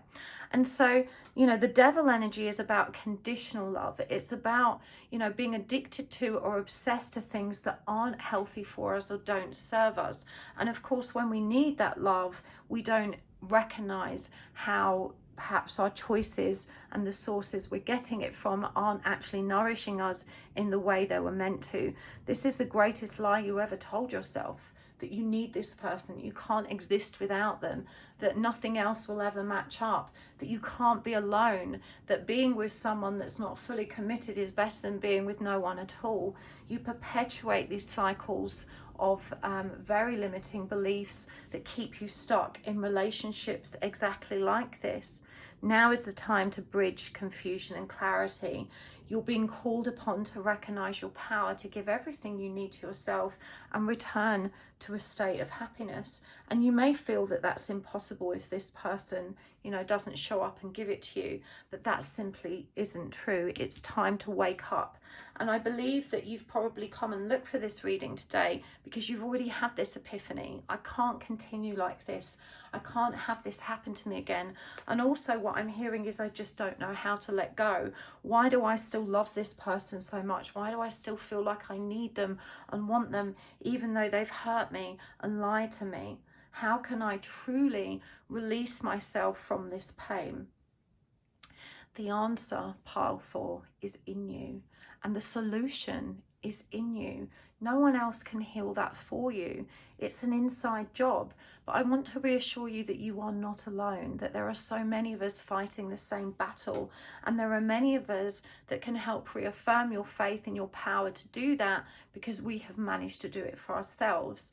I strongly advise you come and join us over on Facebook in my networking group. This is a place primarily for twin flames and ascending souls, but a lot of people are drawn to that journey because they're seeing the same codependent, avoidant, runner-chaser dynamic in the relationships they're experiencing. And you know, these spiritual journeys show us how to heal the wounds that draw us to those kinds of toxic relationships. So even if you're not on the spiritual twin flame path, if you are experiencing a relationship like this, we can help you because we're all going through a similar thing. You know, you're definitely not alone. Now it says here, music is essential to your healing and well-being, whether singing, playing an instrument or listening. And indeed, you're being called upon to recognize sound as a healing modality. It remains to be seen in which way music will present itself as a healing practice for you. There's so many different ways. It could be through the practice of writing or producing music, from listening to songs that resonate and help clarify the confusion. It could be from sound baths or sound healing. Drumming is also indicated here, which is a powerful way to release tension, set intentions. And drumming also has a powerful impact on our physiology. Definitely suggest that you do an online search to understand the power of drumming on the physical body and the emotional self. It's a balancing thing because it mimics a heartbeat. Whichever way we look at this, now is the time to take action. You have begrudged these lessons for too long, and I do feel that people have brought them to your attention before and you've been very triggered and very resistant. I'm pretty sure one of the other piles in this reading, you'll have to forgive me because I recorded some of them yesterday, pertain to a similar message. I think it might be pile 1, but it could have been pile 2. I know it wasn't pile 3 because I just recorded that one. But there was definitely another pile that had a very similar message, but perhaps not being presented with the same circumstances of this third party situation and the pain and grief that you are carrying as a result of it. So let's get some guidance cards for you as well. What else do you need? I feel guided to come back to the tarot first. What else are you not seeing about this situation and you and how you are showing up for it? The 7 of Wands, the Knight of Pentacles, the 4 of Swords in reverse, the 2 of Cups in reverse, the 3 of Swords in reverse. That's interesting that that's come up again for you. And the 10 of Wands. Okay, so the 7 of Wands is about defensiveness. And if you're feeling very triggered by it now, if you're feeling like you're being blamed or that you are unfairly being made responsible for this very dysfunctional situation, you need to really reflect on that. You know, when we feel triggered, quite often we are perceiving the messages through the lens of our own wounding. And I will acknowledge that facing ourselves and being responsible to ourselves and our decisions is very triggering. It's very hard. You know, it requires a high level of personal discernment and also the ability to self-soothe and not shame and judge yourself when looking at your own choices and decisions from the perspective of perhaps I was wrong. And I don't like the word wrong, because I think ultimately every mistake we make leads to powerful learning opportunities. But you are very defensive when it comes to receiving guidance. You're very defensive when it's suggested that you are somehow responsible for the trauma you've experienced. But the reality is, as adults, we have a responsibility to make healthy choices for ourselves, and we're not always going to be able to do that, because sometimes our past and our experience as children has created a dynamic within our minds, within our programming and our conditioning, that doesn't allow us to see what's healthy and good for us. And so we miss the vital clues and signs and red flags that actually warn us or caution us against certain behaviors, actions or investments.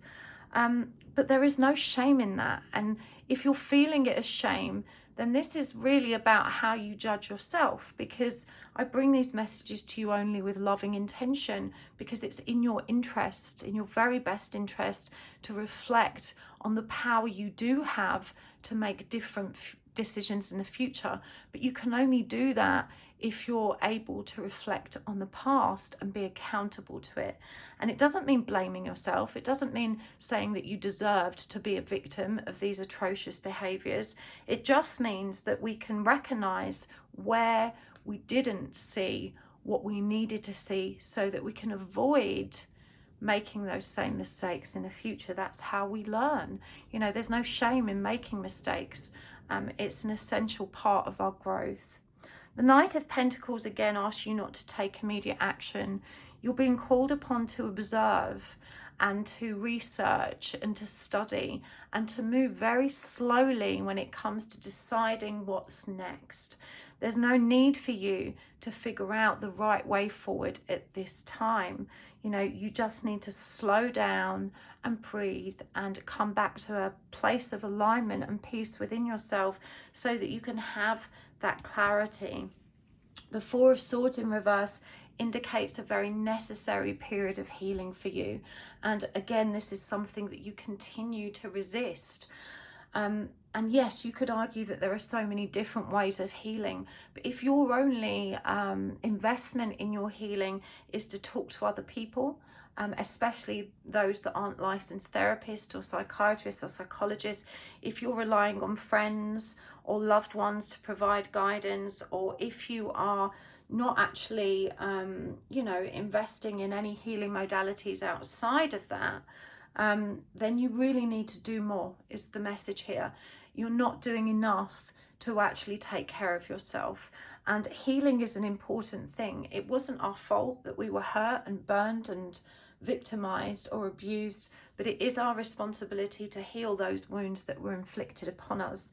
And the same way that, you know, your best friend can't fix your broken leg, you know, healing deep emotional wounds often requires professional support. You're very resistant to it. In some ways, you don't see that you're the one with the problem. You are very attached to the idea that the world is just full of assholes and that they're the problem and they're the ones that need to change. And I would agree with that in principle. Other people do need to change and recognize their wrongdoing, but it's important to recognize that we don't have the power to make them do that. And a lot of people won't, and they're not ready to do that. And so the only way to realistically protect ourselves from encountering and being invested in these people in the future is to recognize why we chose them in the first place, why we betrayed ourselves and didn't assert healthy boundaries in order to protect ourselves from them. And if you're going to do that, you're going to need to heal to a point where you have more clarity. When you're too enmeshed in the situation and the idea of victimhood and blame and judgment, it's going to be very difficult for you to see past all of that. you're literally reviewing the situation through the lens of your own pain, and we need to transmute some of that pain in order that you can arrive at a conclusion that's more clear. This is going to require you to be single for a time, to not keep looking for a relationship to prop you up and stabilize you. And this means, you know, learning to be alone in some capacity, and learning to just enjoy the solitude that's being offered to you at this moment. I do feel that part of your frustration is around the idea that maybe you are running out of time, or that you've already waited too long to have the relationship you need, want and deserve. And I completely respect and appreciate that. It's incredibly frustrating to have found ourselves repeating cycle after cycle and having that deep regret that we've somehow wasted time or used our time unwisely. But you will have a powerful relationship in the future. But in order to make that possible, you have to give yourself the time and space to heal. And again, with the Three of Swords in reverse, we actually see your reluctance to acknowledging the need to do that, as well as perhaps not even acknowledging your pain. And you are such a resilient person, such a strong person. You're so unwilling to see yourself sometimes as someone that needs to transform, that you end up dragging your pain around with you, lulling yourself into this false sense of security that you can cope with it, that you can carry it, and that you're strong enough. You may be very triggered by the idea that your inability to carry it somehow, you know, makes you feel weak. But it doesn't make you weak. Pain doesn't make us weak. In fact, the fact that we've carried it for so long certainly is a testament to our strength and our resilience. But it does require strength to face it and to cast it out. And you need to trust that you are courageous and brave and strong enough to do that. I know you're tired and that you wish you didn't carry this burden, but again, the resistance to facing it, and I remember this so well. You know, I remember being very triggered when my therapist suggested that I needed to take responsibility for my feelings. And I remember roaring at her that, you know, my feelings were a direct impact of the disgusting treatment I have faced, and that I was furiously entitled to those feelings and very much resented being told otherwise. So I do understand how you feel, but please allow yourself to learn from what I found, because when I actually looked back and was able to reflect on, you know, what had led up to me making these decisions and moving into these dysfunctional relationships, far from feeling, you know, judged or blamed or victimized, I actually felt very empowered, to the point I began to feel invincible, because I learned to recognize that the only power I had to make sure I never faced this again was actually in me. And that's something I had full control over. It was the most liberating and beautiful thing that ever happened to me. And this lesson is meant for you too, if only you will grasp it.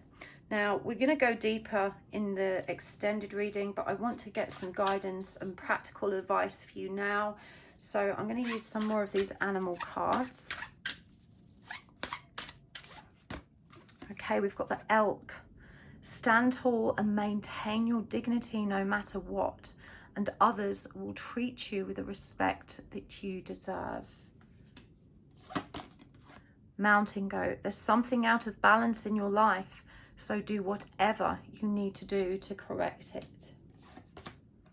Camel. Trust that you have the resources to get through the challenges before you. And boar.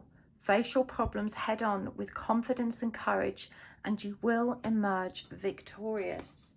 From the Rise of the Warrior deck, summer heat, things are hotting up.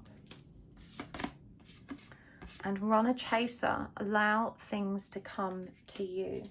And from the Angels and Monsters deck, we've got Goddess Isis, Resurrection, Magic and Fertility. And from the Music Oracles,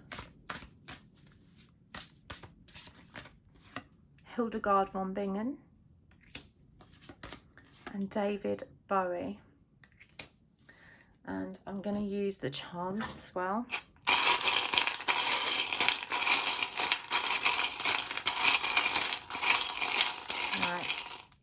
Okay, there's quite a few here, more than I intended, but that's obviously what was necessary. Friends don't lie. The message here is when someone shows you who they are, believe them. You know, this person has proved themselves to be deceitful, and that means you can't trust them no matter how much you want to. This is one of the tarot coins, and it's the Two of Pentacles, which is symbolic of change. We've got the bicycle, the sun, the fix a broken heart bottle, black like my heart, the party animal sloth, and the gramophone, which is interesting because the music is important card, came up for you. Okay, stand tall and maintain your dignity like the elk, pile 4. We've already discussed this impulse you may feel for vengeance or to lash out. And again, you know, you're being asked to command the respect you deserve through your ability to maintain calm communication and behaviors. Something's out of balance, and you are being called to do whatever you need to do to correct it. You know, the mountain goat is also an incredibly self-sufficient animal that can climb to great heights with seemingly no support. You'll see them literally scaling the sides of mountains in an impossible way. And so when it talks about ascension, it's reminding you of the strength you do have to continue ascending, no matter how difficult or impossible it feels right now. The camel is reminding you that you do indeed have the resources to get through the challenges before you. And of course, the camel's resources refer to the water it stores in its hump. And water is a metaphor for the emotional body, for love. And so even though you may feel like you don't have enough love to give yourself, or that it's not going to be sufficient, you know, this card is reminding that you do indeed have it in you. Don't allow yourself to believe otherwise. Now is the time to rise up and trust in self and recognize that you do indeed have everything you need to get through this. You have to face these problems head on. Be confident and courageous in the same manner that you have been in burying them. You know, you will emerge victorious. You can override all of this energy that is keeping you stuck in relationships that are simply not worthy of you. This is the most beautiful and powerful project you have ever had on your hands. You are the project. You know, there is nothing more important right now. There is no greater priority than focusing on you and stepping into your true power. Things are hotting up. Allow things to come to you. Now, the hotting up energy does suggest power, passion, and drive. And I do think that, you know, this person, when they realize that they have truly lost you because you have said no to the deceit, you have said no to the never-ending story that never comes to fruition, you know, you are drawing a line in the sand and forcing them now to take appropriate action. And that's when they start to you know, build drive and impulse around choosing a different course of action. So far, because of your willingness to stick around and tolerate the crumbs that they've been offering, they haven't had a need to develop a drive to choose something different. Now, I'm going to be honest with you. I think you deserve more than what this person has on offer. But I did say at the beginning, I don't know that they're necessarily being deliberately dark or deceitful. I feel like they unconsciously got tangled up and made the situation more painful than it needed to be, far less intentionally than we could have previously assumed. I don't think they're a bad person. They just have some bad habits and they've gotten themselves tangled up. There's a suggestion here that if you really want to pursue this connection, that you need to lean back and draw your line in the sand, giving them an opportunity to come to you rather than chasing them for something. Because all the while you're chasing them for something, you are communicating your desperate desire to have it, which empowers them to take their merry time. Goddess Isis, resurrection, magic, and fertility. This is also the energy of ascension. And I do feel that actually finally discovering the deceit that has arisen here has empowered you to trust in your own intuition, because it was previously denied. Hildegard von Bingen, become like a feather on the breath of God. Gain wisdom through the study of the unknown. The soul is not in the body is in the soul. Again, this is nudging you back to your spiritual journey, to the energy of ascension, so that you can truly step into the power available to you.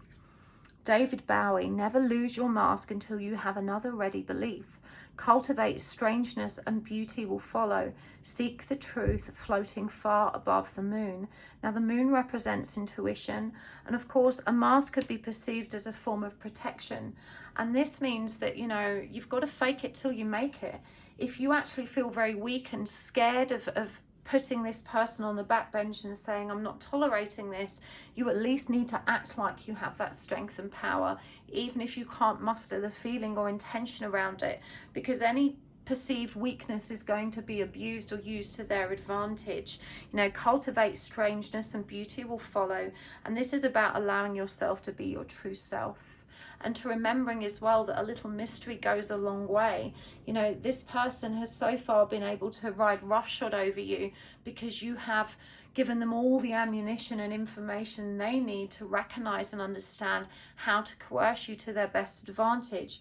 Deep down, this makes me really frustrated that you still want this person, because they're not demonstrating integrity or real self-care. But again, if you feel empowered to pursue this, you need to be a little bit more smart in how you follow through. It's not for me to decide or for judge. You know, it's up to you to decide. And ultimately, I'm trying not to let my own perception get in the way of the message. Maybe there is more learning to do within this connection, and that continuing to pursue this desire is in some part relative to your learning, but ultimately you do need to be reminded that you are being asked to take care of yourself, and that's where you're going to find the power and the pleasure and release from the pain that you're currently facing.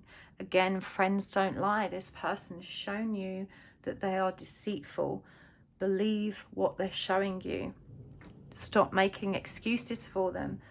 Some of you may be hitting the bottle or using substances or unhealthy practices in order to help you cope and fix your broken heart.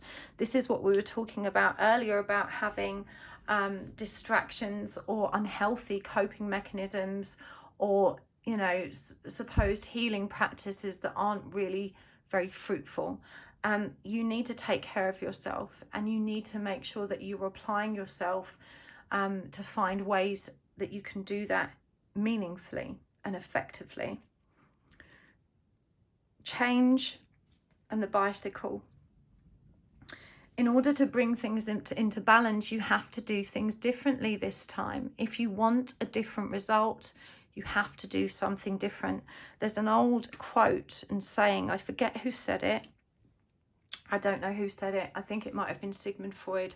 To do the same thing over and over and again and expect a different result is the definition of insanity. If you don't change how you're responding and reacting, if you don't choose something different, you will continue to hit the same brick wall. Whatever you've done previously hasn't worked. Now is the time to pay attention and choose something different. And the sun comes through again, asking you to step into your power to be in the light. Music is again indicated with the gramophone. This is obviously significant to you. And party animal, again, this is connected to the energy of the bottle. All of the destructive coping mechanisms we had that help us avoid our pain and turn away from it rather than sit with it. Black like your heart, or like my heart. Like attracts like, and maybe you're so forgiving and compassionate of this person because you understand their shadow aspects, because they're in you too. I don't know how true that rings with me, if I'm honest. I think sometimes you're a bit hard on yourself in that respect, and you make too many excuses for this person. But certainly, you know, again, facing our own shadow and understanding how it's led us to where we are now is an important component of healing and really coming back to our truth. I really hope this helped you, Powerful. I'm sending you big hugs and lots of love. If this has resonated for you today and you'd like to join me in the extended, the link is below. I will of course be going much deeper with the guidance, and also I think for the relationship itself, so we can understand it better.